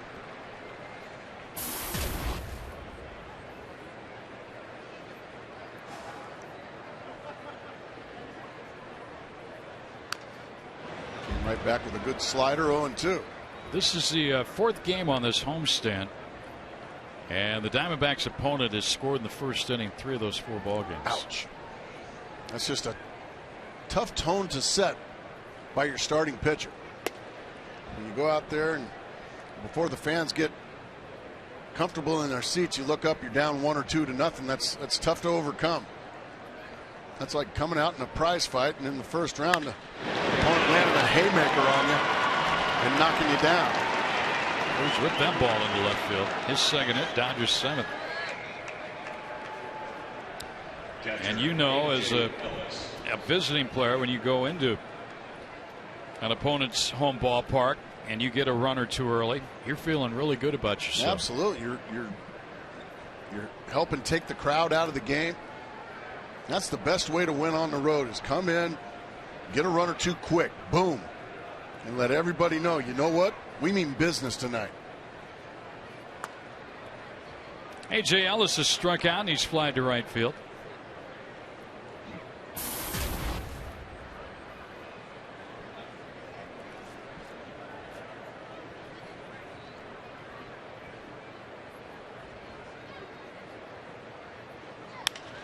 Center field, but right at par. He's got it. Well, if he didn't see that ball right off the bat, or maybe knuckling a little bit to him, but he kind of took a quick couple of steps in. Those balls that are lined right at you are the most difficult, Greg. Those are the ones you kind of have to stay right in your tracks to figure out if it's going to be, whether I need to go back on it or come forward. Parr read it really nice, and you could see there was a little bit of anxiety. He had to scamper in a little quicker than you anticipated, but he made it play. He's a heck of an outfielder, isn't he? Yeah, he is. Scott Van Slyke now, who hit a long home run his last time up.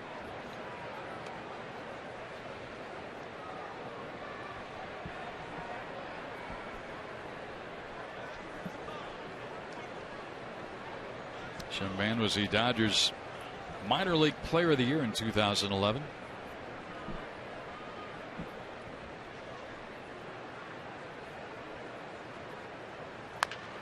Chopper to Hill. Good change up there. Good pitch. Drew for the force. Time to get him some runs, Greg Schulte. Upton to lead it off, then Kubel and Goldschmidt. 3-1 LA.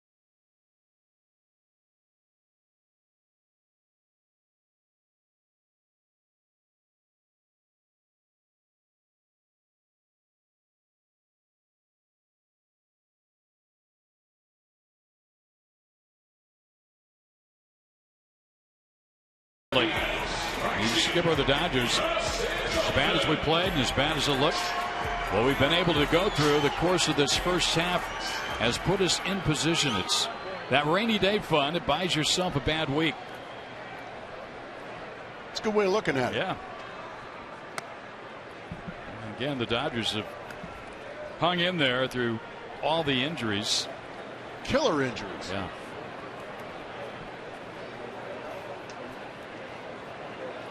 1-0 the count on Upton. And a liner base hit by the diving Cruz it short. A leadoff single for Upton. He had an infield hit earlier, so he's 2 for 3 in the ball game. And a good way to start the 6th inning. By hook or by crook, is your job as a leadoff man is to get on base. He takes a breaking ball. Luis Cruz gave it a great effort, but it's by him. This is the way big innings start here, Mr. Schulte. Let's see if the Diamondbacks can make it one. Only the second of 6 innings the Diamondbacks have put the leadoff man on against Eovaldi. Kubel walked to start the 2nd. Diamondbacks got a run. Yeah, Diamondbacks looking for some momentum. Haven't had any momentum this entire homestand.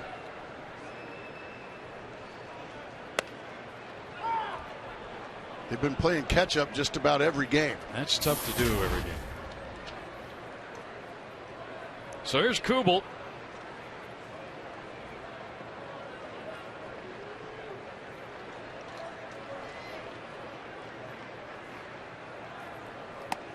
That's a good fastball. Boy, he didn't get the call. Somehow, some way, Chad Fairchild thought that was inside, but that was a heck of a pitch as the Dodger bullpen gets loose. They got some good arms down there. Southpaw Scott Elbert loosening. 96 pitches now for Eovaldi. Pretty stellar effort here tonight. Kubel, we mentioned earlier, obviously first season with the Diamondbacks, only Steve Finley. More first half RBIs before the break than Kubel. 99. Finn's had 63. They had a Gonzo, Reggie Sanders, Adam LaRoche. That's foul down the left field line. Sanders and LaRoche each played only one season for the D-backs.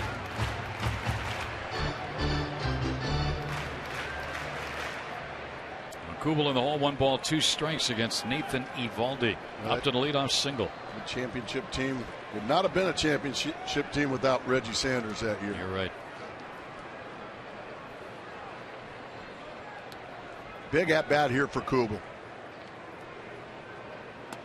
Strike 3 call on the inside. Kind of an emphatic strike 3 call by Chad Fairchild, and I don't think Kubel agreed as he walks away. Maybe had a word.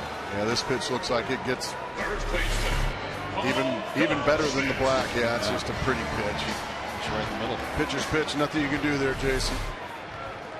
3rd strikeout for Eovaldi. Not a big first out for him.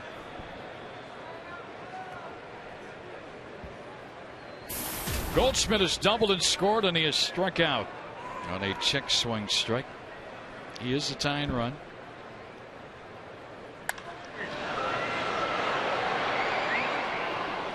Souvenirville out there. A lot of Souvenirville here at this ballpark. The best Souvenirville is seats out there on the left right field bleachers. Out there in fair territory. Yeah, go ahead and just do that. Be a good listener here, Paul. He's hit 11 on the year.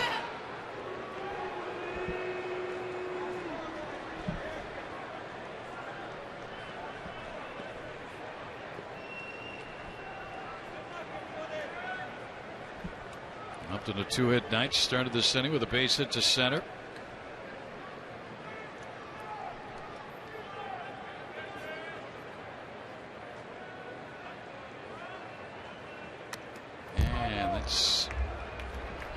Foul strike 2 on Goldschmidt. Yeah, Goldschmidt having a little bit of trouble laying off that high inside fastball. So now he's in the hole 0-2.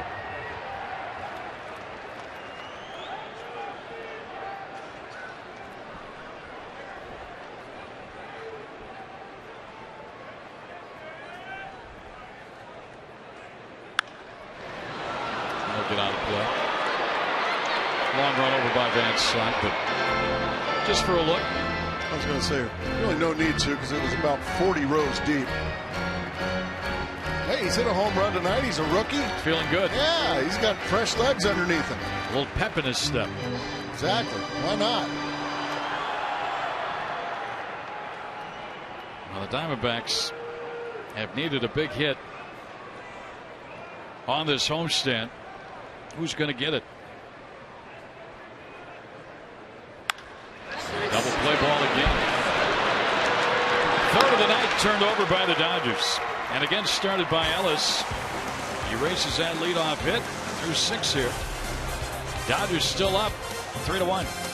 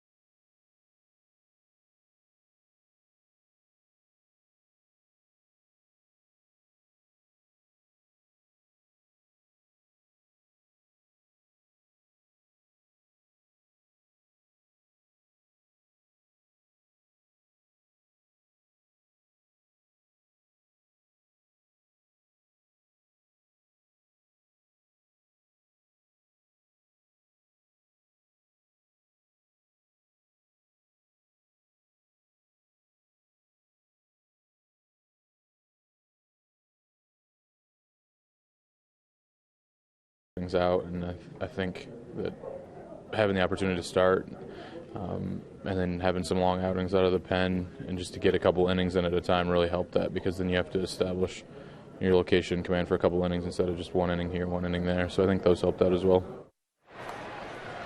And welcome back. Jody Jackson with you. Josh Coleman getting set for his start tomorrow night. It is our Chevron upcoming matchup, and it will be a good one here at Chase Field as the lefty Clayton Kershaw goes for the Dodgers.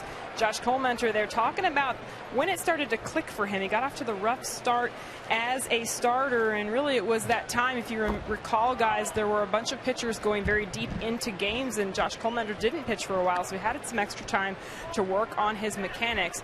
I asked him, though, how nice is it to be back in the starting role? He said, I want to be a starter. It's what I love to do. I like the schedule, the structure, going every 5th day, but he's all about whatever the team wants him to do. And guys, he's been so good in the long relief role as well. They will evaluate the rotation, of course, after the All-Star break, but Josh Coleman looking to put his best foot forward tomorrow night. Well, another reason he wants to start, Jody, is because starters make a lot more money than long relievers. Thanks, Jody. Tony Gwynn fouls one out of play on a 2-0 pitch from Wade Miley. And in the bullpen, Brad Ziegler. Get loose for the D-backs. Get late now, Gracie. 7th inning. Starting time to get a little concerned. 5 hits on the night. 3 have been erased by double play balls, Greg. Yeah. 3-1 now on Tony Gwynn.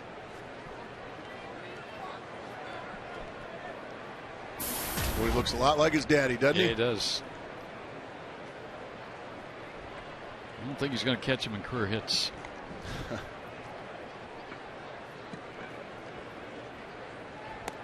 Oh, boy. No, that's painful. Yeah, now he gets speed on to start the inning. And they will pinch hit for Evaldi here.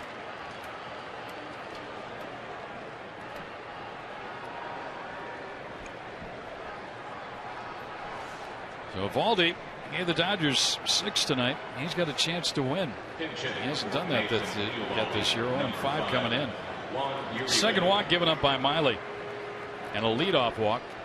You look at the numbers. Well, the pitch is when he needed to.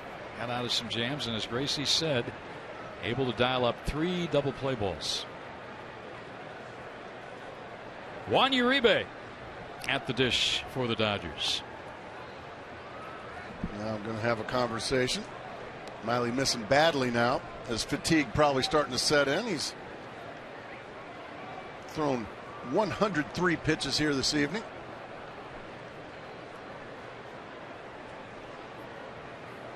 Brad Ziegler's out in the pen. He's ready. All right-handed hitters in the lineup tonight for the Dodgers. Save for Tony Gwynn, who just batted. Everybody else right-handed. Uribe hitting 200, 1 home run, 12 runs batted in. Here's a good fastball.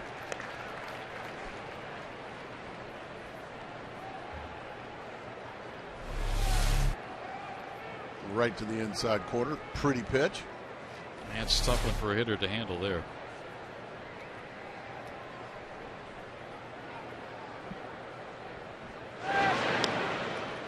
Diamondbacks looking for their first July win. Coming off a Well, I don't like hearing that. 16-10 June. They're 0-4 through the first 4 of this month. I would And imagine trailing that man's starting to get a little perturbed about it too.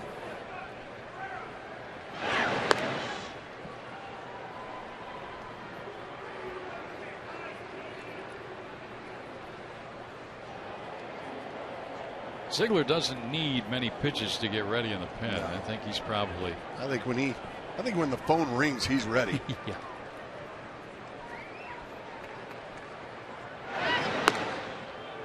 This could be stall tactics here. I don't think you really need to because, like I said, Ziegler's ready. And Uribe growing impatient at the plate as a hitter.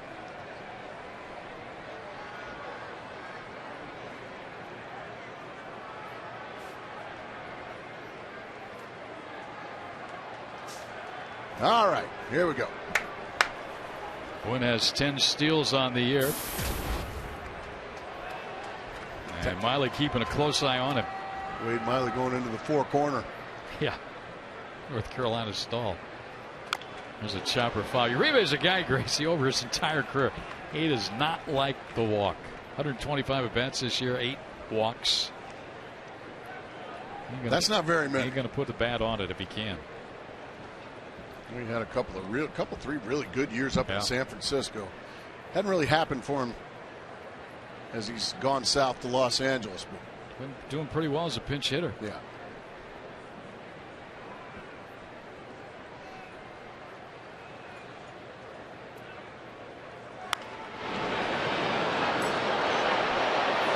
It's way foul. You know, even though the Diamondbacks have gone 2-6 in their last 8 games, they've only dropped from 5 out to 6 up in the West because the Giants and the Dodgers have been scuffling some of late. That's the good news. The bad news is that will not continue against this team.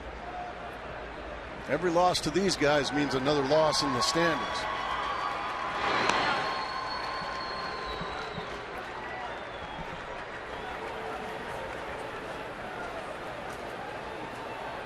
Miley 106 pitches on the night. Keeping a close eye on Gwynn, who walked to start this inning. And there's a double play ball for the Diamondbacks. To Drew, to Goldschmidt. Seen a few of those tonight, haven't we? Yes, we have. That's the second turned in by the D-backs tonight. Most walk. As you watch Uribe tap into this 4-6-3 double play, all of a sudden now, Greg, Wade Miley, he's turning in a very good outing. Yeah. He's 1 out away from going 7 innings and giving up 3 runs. That is a good outing, if you ask me. His only really bad inning was the first. Exactly. He gave up 4 consecutive hits with 1 out. Dodgers got 2 of the runs. He did give up a home run to Van Slyke in the 4th, but no, I agree. Trying to get through 7 here. He's gotten a couple of double play balls tonight. He's pitched certainly more than good enough to win a baseball game. He was also a 1-0 loser earlier this year in Texas. That was a heartbreaker, wasn't it? Sure was. Foul back by Herrera. And it's a 1-ball, 1-strike count.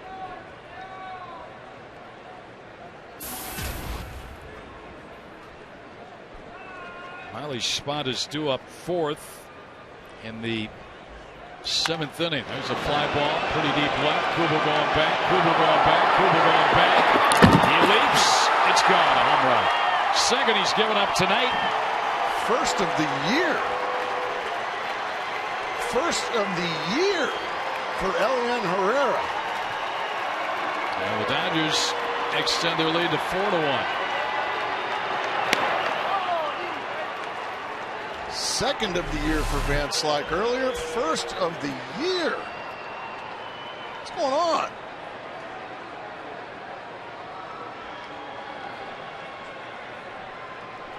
First career home run for Herrera. And Boy, it just got in. That one was painful. That's too bad because Wade Miley now, you look back on it and it's just an average outing. 4 runs in 6 2/3. He'll leave and turn it over to the bullpen, so we'll come back, see if Ziegler can get the final out of the 7th.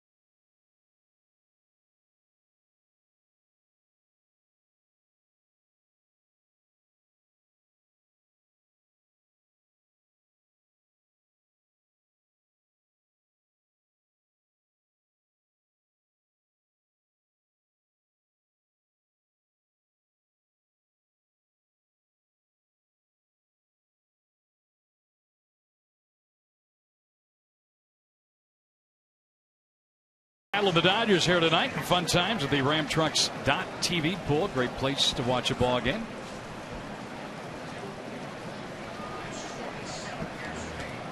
Some of the crowd out there tonight.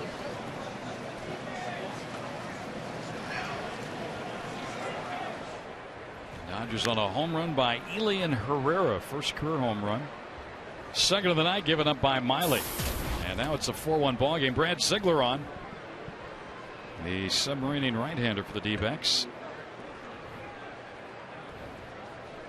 Trying to get that third out. Mark Ellis 2 for 3 in the ball game.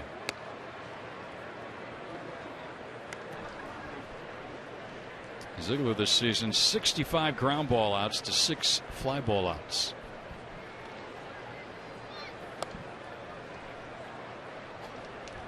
He falls behind Ellis 2-1.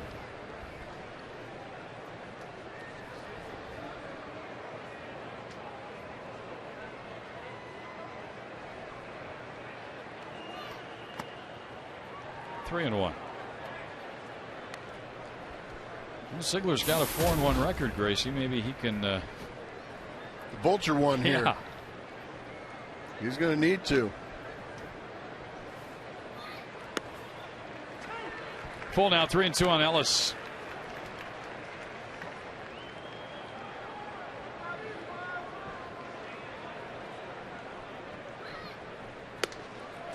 And a walk. Inning keeps going. So Ziegler walks the first man he faces. Third baseman, Jerry Hairston.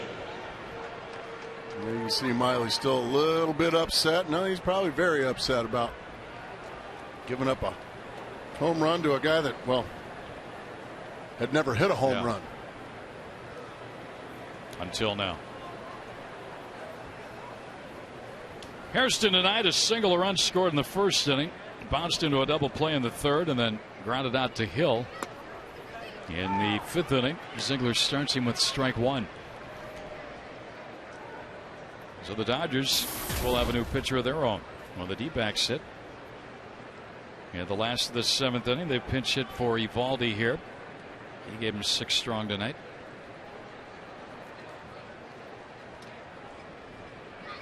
Swing and a miss, and a big swing there by Hairston. 1-2.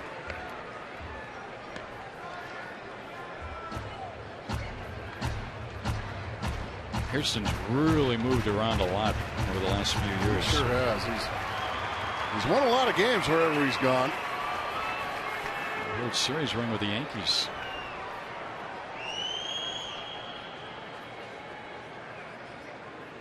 That frisbee sails outside. 1-2 now from Ziegler.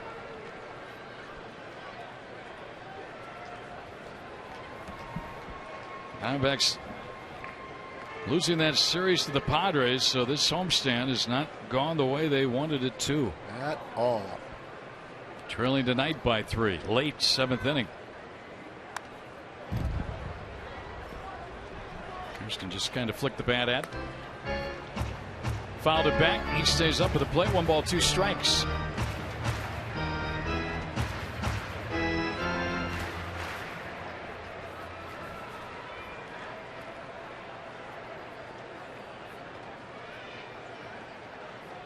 Dodgers done something tonight they hadn't done in their previous 20 ball games. They've hit 2 home runs. They hit only 2 as Hairston strikes out swinging in their previous 20. Well, coming up momentarily, Thunder Dan Marley will join us right up here in this very booth. Talk a little baseball, maybe a little Suns basketball too.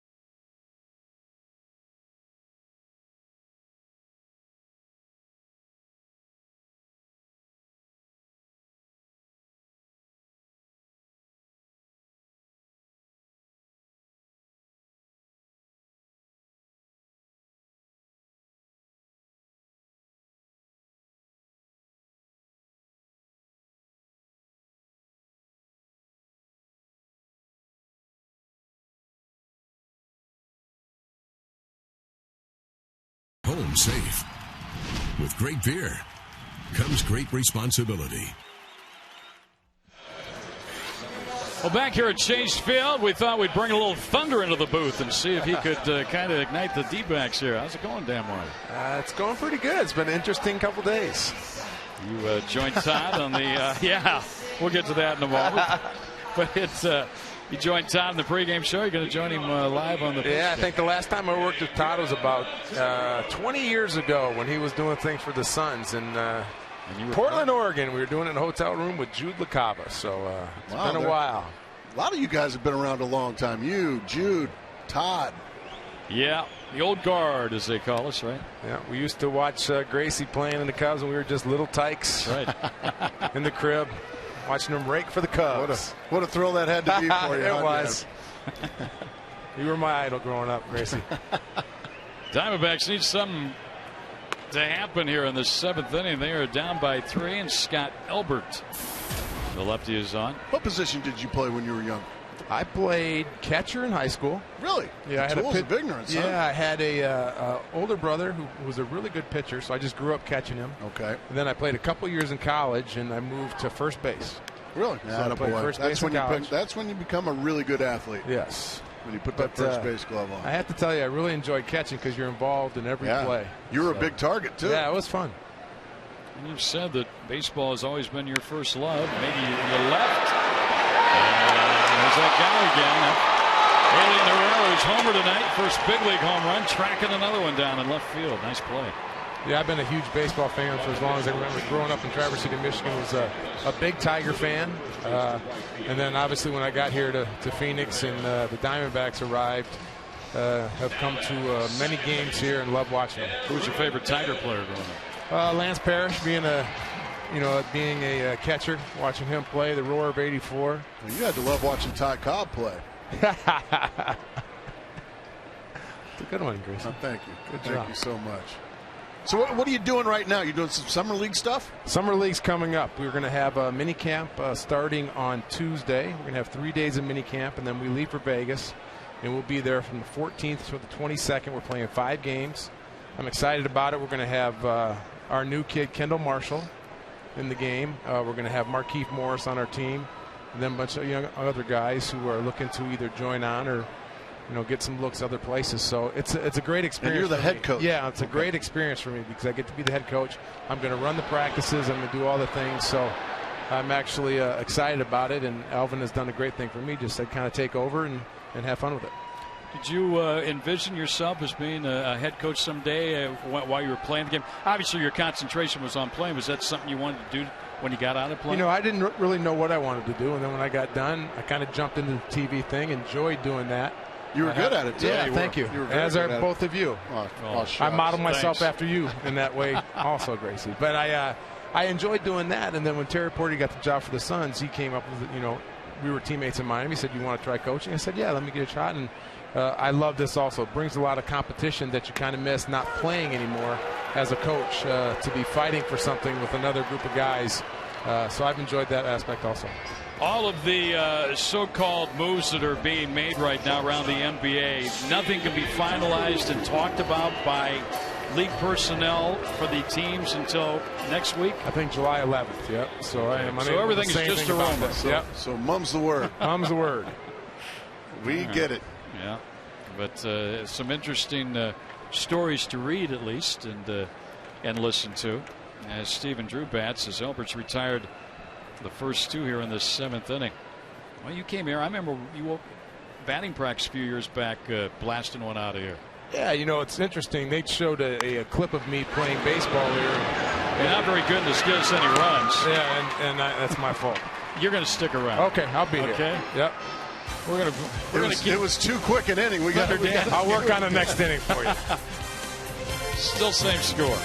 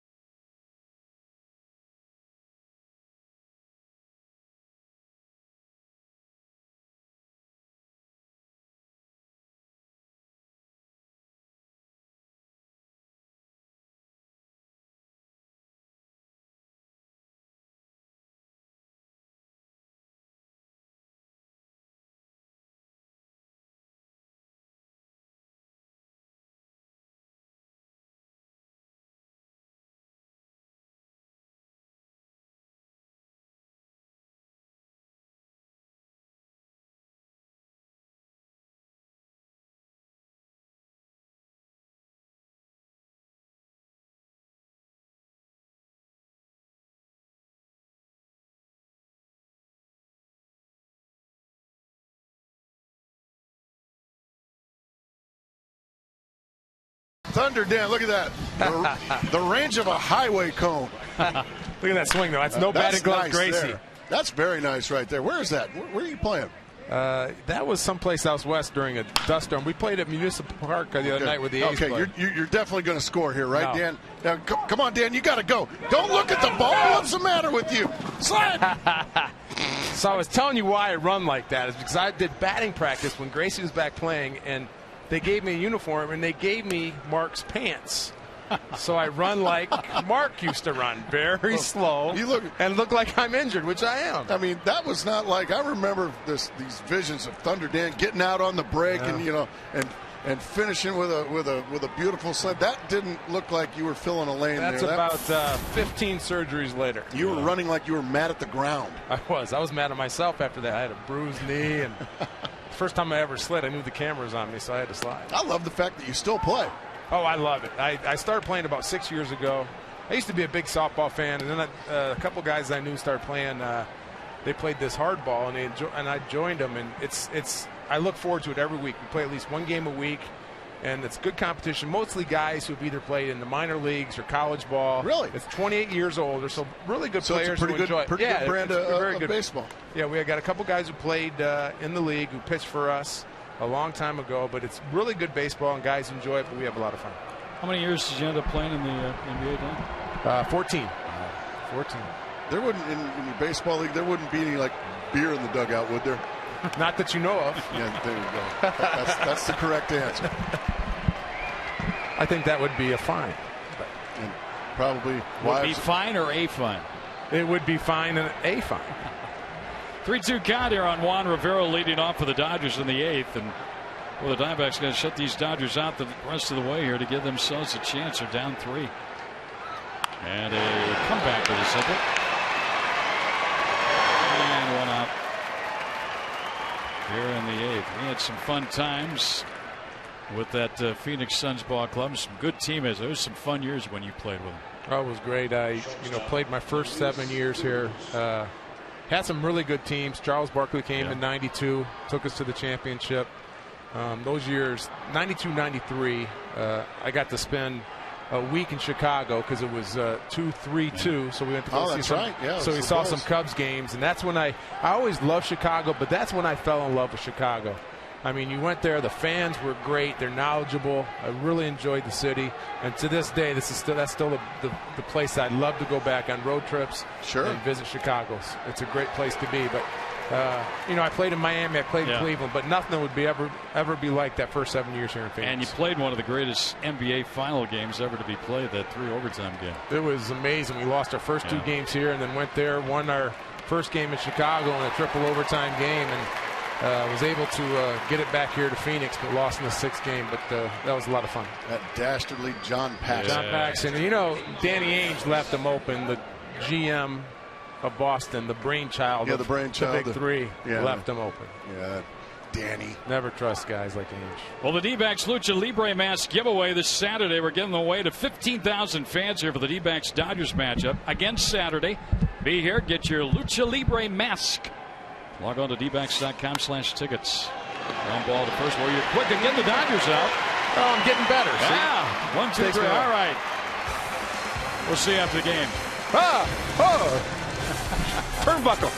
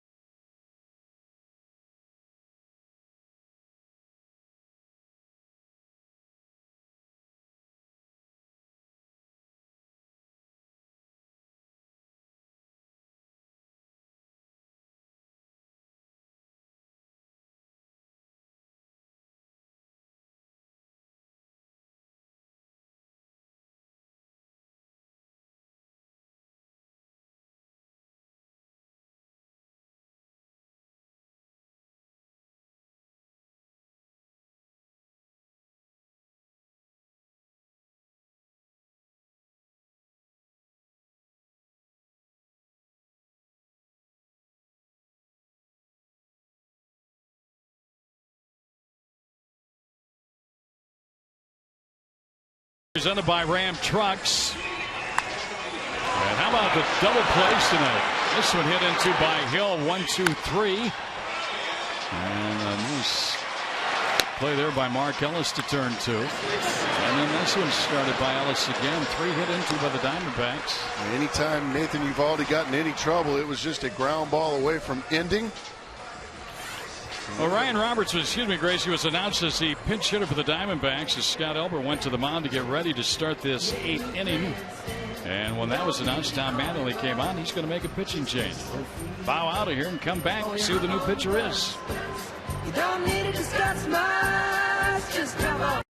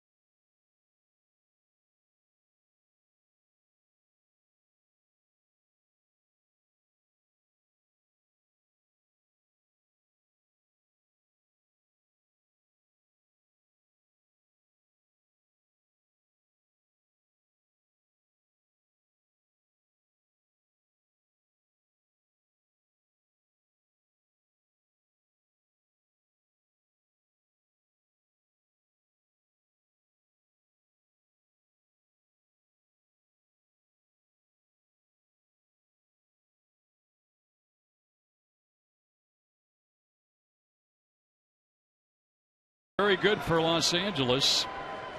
And allowed just 3 runs in 27 relief appearances, covering 27 1/3 innings. And only 11 hits. That is really good. First battery efficiency at 78%. On the road, he is not allowed to run this year in 12 games, covering 11 2/3 innings. You see that opponent batting average in the 120s. It's going to be an uphill climb here for the Diamondbacks again tonight.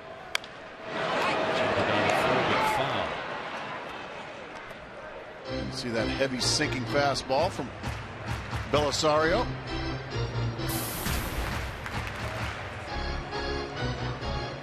I remember that September night last year where the Diamondbacks were down and out in the 10th inning. Dodgers got 5, and what the Diamondbacks did was come back and get 6 and win in dramatic fashion by the guy at the plate, the grand slam.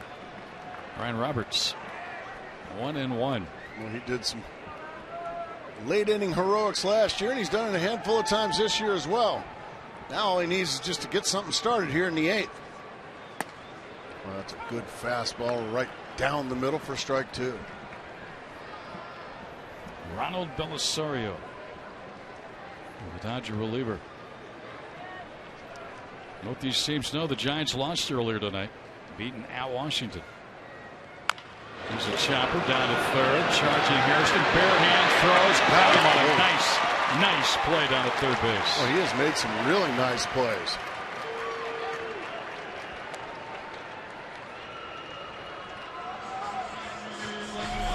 Chaz Roberts, air conditioning, cool play of the game right there, turned in by Hairston. That's just not an easy play. You got to pick it up on the short hop.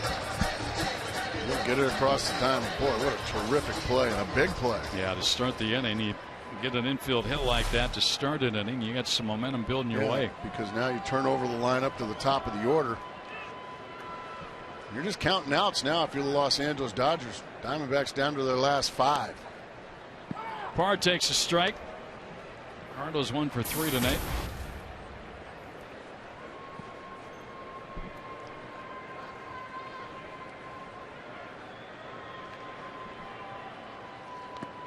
tried to bunt. He went after it and didn't get it. Yeah, he did. Not just complaining, but I thought he offered. He absolutely did.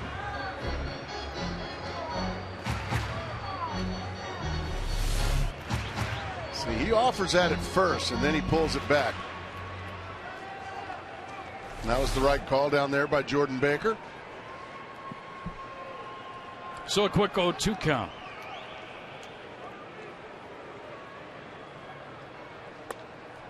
Belisario, all he's done against the Diamondbacks in his career, Gracie, 16 games coming in here, 15 innings, no earned runs allowed. No wonder he's in the ball game.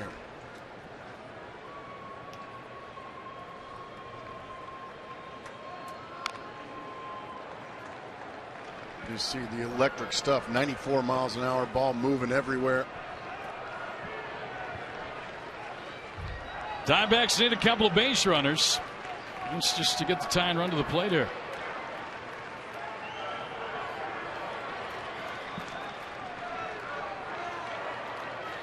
And he got Parr swinging. He's gotten 2 quick outs. Tuesday, don't miss the biggest event of the summer as baseball's greatest stars battle for home field advantage in the Fall Classic. The run of the World Series begins with the 2012 MLB All-Star Game Tuesday at 4:30 p.m. Pacific on Fox. It will be played in Kansas City, Missouri.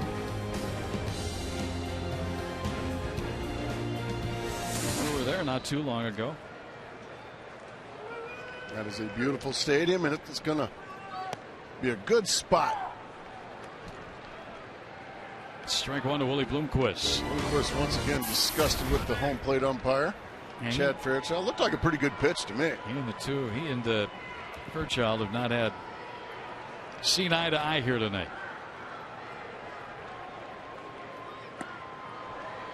Well, this guy's nasty, isn't he? 0-2. He is not much fun at all.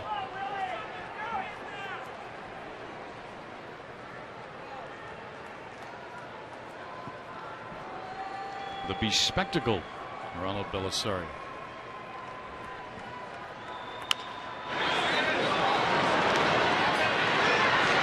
Very easy 8th inning for the Dodger reliever. Go to the 9th, 4-1 LA.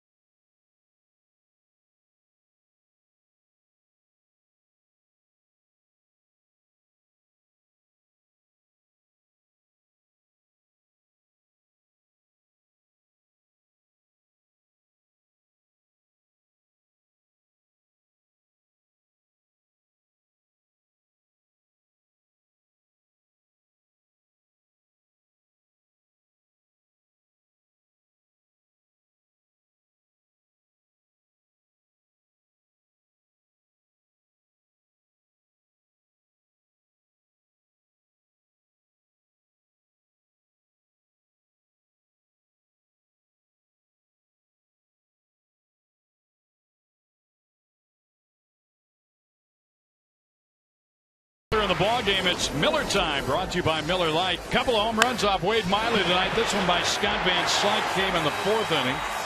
No doubter. And then Elian Herrera, his first career home run, just into the first row of the bleachers in left field. That came in the 7th. 2 solo home runs, but 2 runs nonetheless against the Diamondbacks, and they trail by 3, 4-1 as we go to the top of the 9th inning.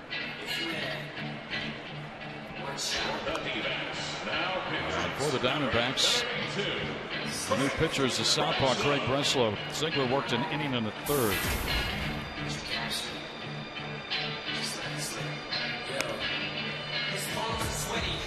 Now Craig Breslow, his job is to keep it at a 3-run game. He's done yeoman's work so far this year. Him and Ziegler both, boy, they've had to answer a lot of calls this year. And they do it willfully, and they do it well. For the Dodgers here, as we go to the top of the ninth, James Loney's going to bat for the first time. He came in defensively. Rivera moved to right field a little earlier. Loney's .245 average.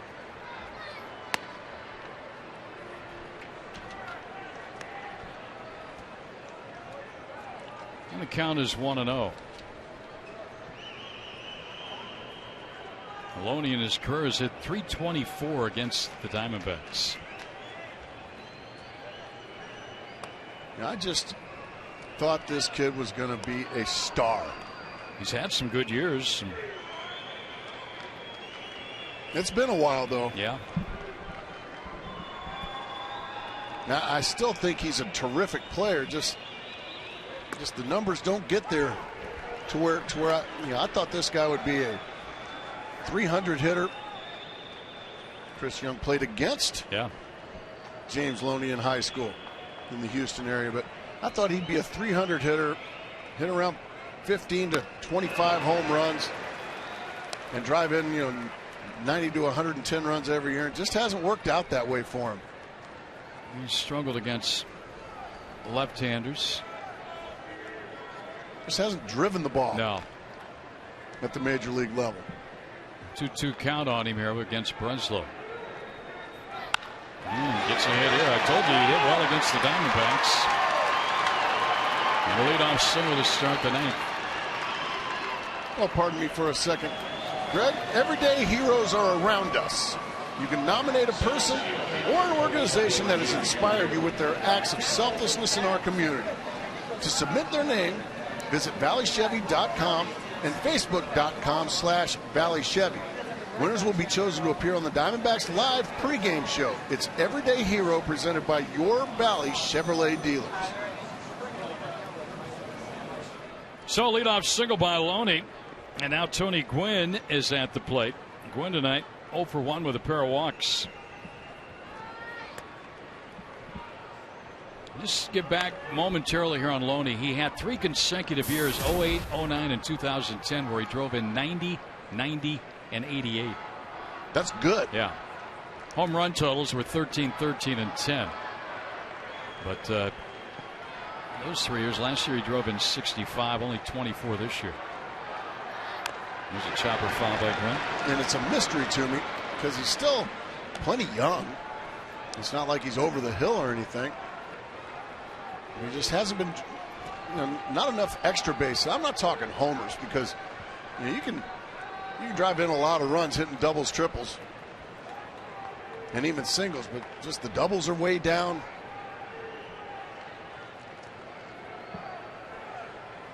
Breslow throw to first. Yeah, the 2009 season, Mark, when he drove in 90, he had 25 doubles, 2 triples, 13 home runs. That's not a lot of extra base hits. It's not a lot of extra base hits for a full season.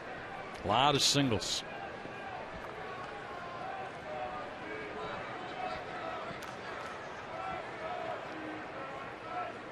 Gwynn a chopper. Hill's going to have one play at first. Underhand toss to Goldschmidt for the out.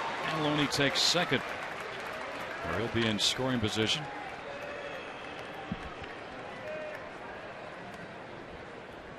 And the Dodgers will go to the bench here and bat for Belisario with the veteran Bobby Abreu.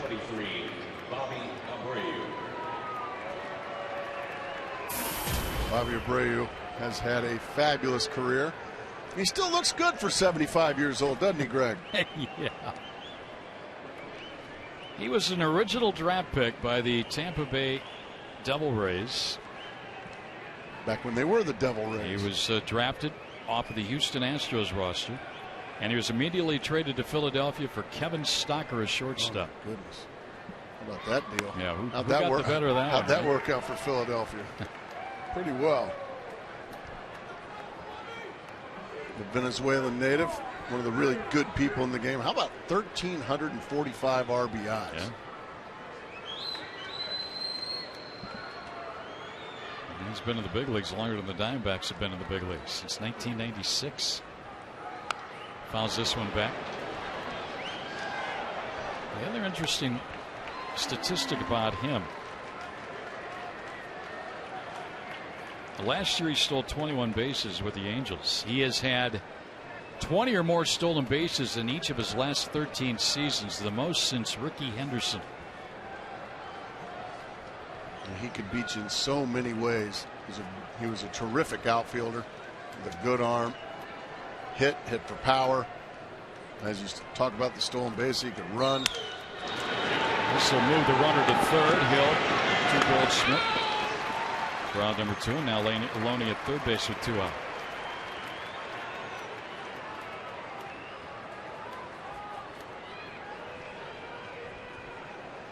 How many 100 RBI seasons do you think Bobby Abreu has had? I'm guessing, how many years has he played in the big leagues? 16?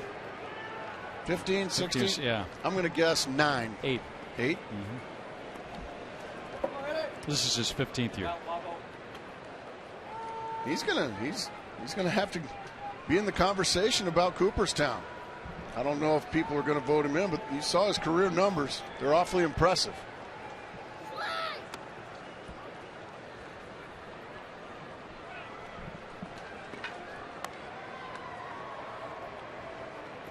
Actually, parts of 15 full major league seasons and parts of 17 for Herrera.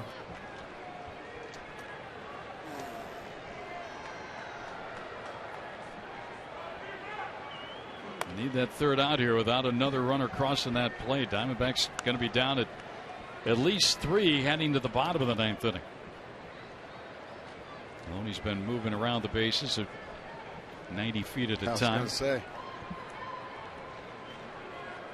Now find a way to dismantle Herrera, and that's a good way to do it. Nice little slider there, 2-1. In addition to his first big league home run tonight, as we look at the swing here of Herrera. Ball sinking down low. He's made a couple of nice plays defensively. Yeah, he sure has.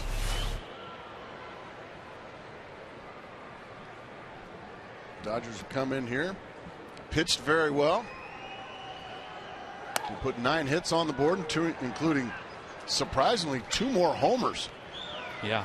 Diamondback pitchers have given up 8 home runs on this homestand.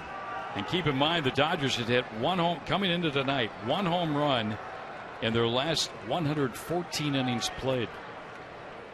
That's concerning. 3-2 now. Chase with probably was ball 4 there. Dodgers hit a total of 6 home runs in June. That's amazing. And 2 here tonight.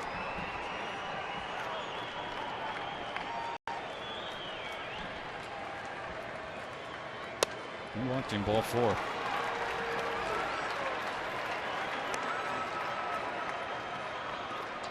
Our Nissan text poll. Which pitcher should start? R.A. Dickey. R.A. Dickey. I guess our friends at Deadspin are going to be happy about that. They love the Mets at Deadspin. Do they? Yeah. Not Clayton Kershaw. Well, that's my guy. That's my guy. What about you? Who do you There's some think? good choices there. I would go with Dickey.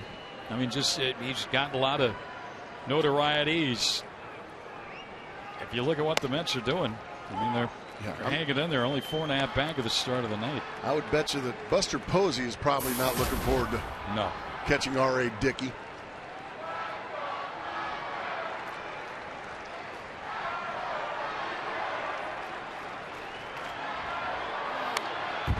Ellis has had a couple of hits tonight and a walk. Trying to pick up an RBI here.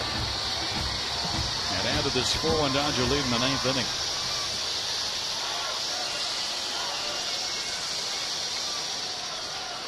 So a single and a walk against Breslow. Wade Miley started.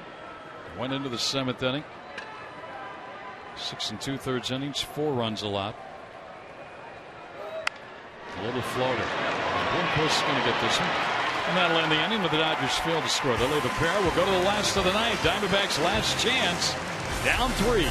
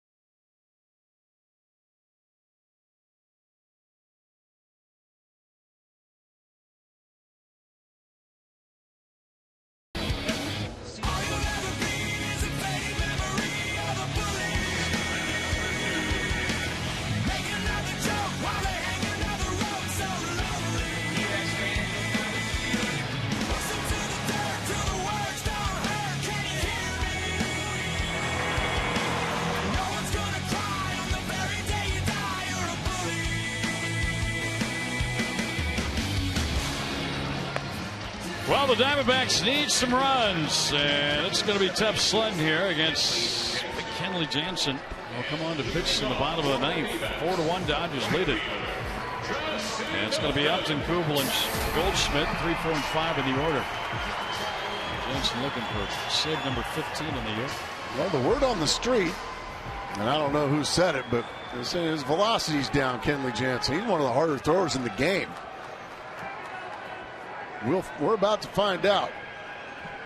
Justin Upton looking somehow, some way to get this thing started. Upton's got 2 hits tonight, 2 for 3. Strike on the first pitch of the night by Jansen. He throws a lot of cut fastballs. That one was at 89. He can usually go up to around 96, 97 with it. This big, big boy. Yeah, we've seen it there.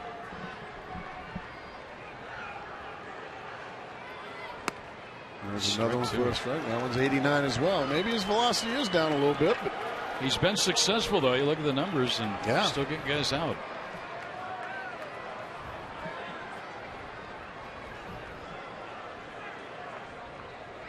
Diamondbacks need 2 base runners to get the tying run to the plate here on the 9th.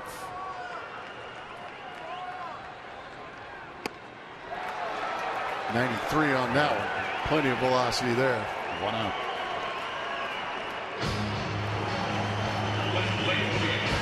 Well, follow Fox Sports Arizona's coverage of your Diamondbacks with MLB.com @BAT12 for your iPhone, iPad, Android, and Windows Mobile. Get live audio, pitch tracking, video highlights, and more. Text @BAT to 31826 or visit dbacks.com for details. He's got 1 out, Jansen. Here's Kubel now. And the Strays throw nothing but strikes.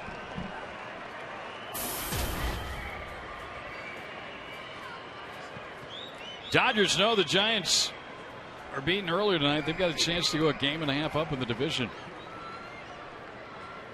and increase their lead over the D-backs to 7. Strike 2. He's thrown 5 straight strikes. Kubel not too happy, but that's a strike.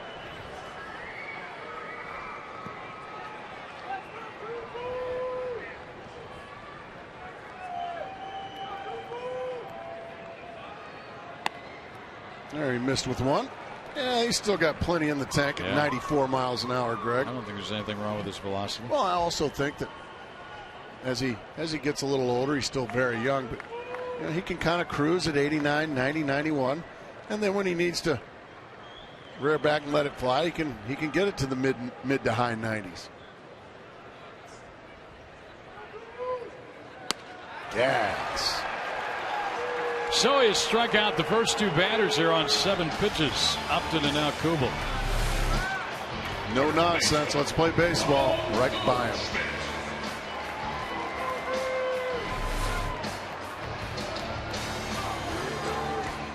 Two quick outs here. It's going to be up to Goldschmidt to keep this going. Yeah, to this point, Greg, unfortunately, it hadn't been very pretty. No. Homestand about to go to 0-4 unless the Diamondbacks can rally with 2 outs in their half of the 9th. Another strike. Well, this guy is doing it. He knows the zone, doesn't he?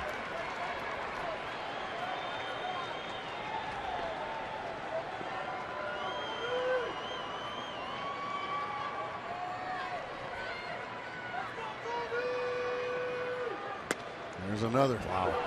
Automatic strike machine.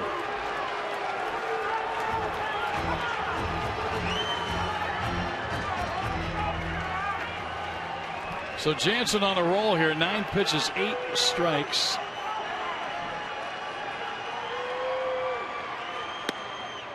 Oof. He was walking off the mound. He thought he got the kneecaps there. It was called low. It looked like it had easily been strike 3. Awfully close. After a long walk from Kenley Jansen. Goldschmidt going to step back in there.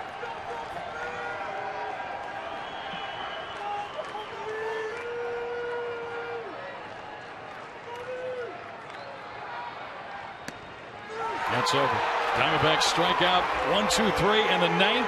Upton, Kubel, Goldschmidt, 2 swinging, 1 looking. And the Dodgers strike first in this series. The Diamondbacks losing streak, unfortunately, has hit 6 straight.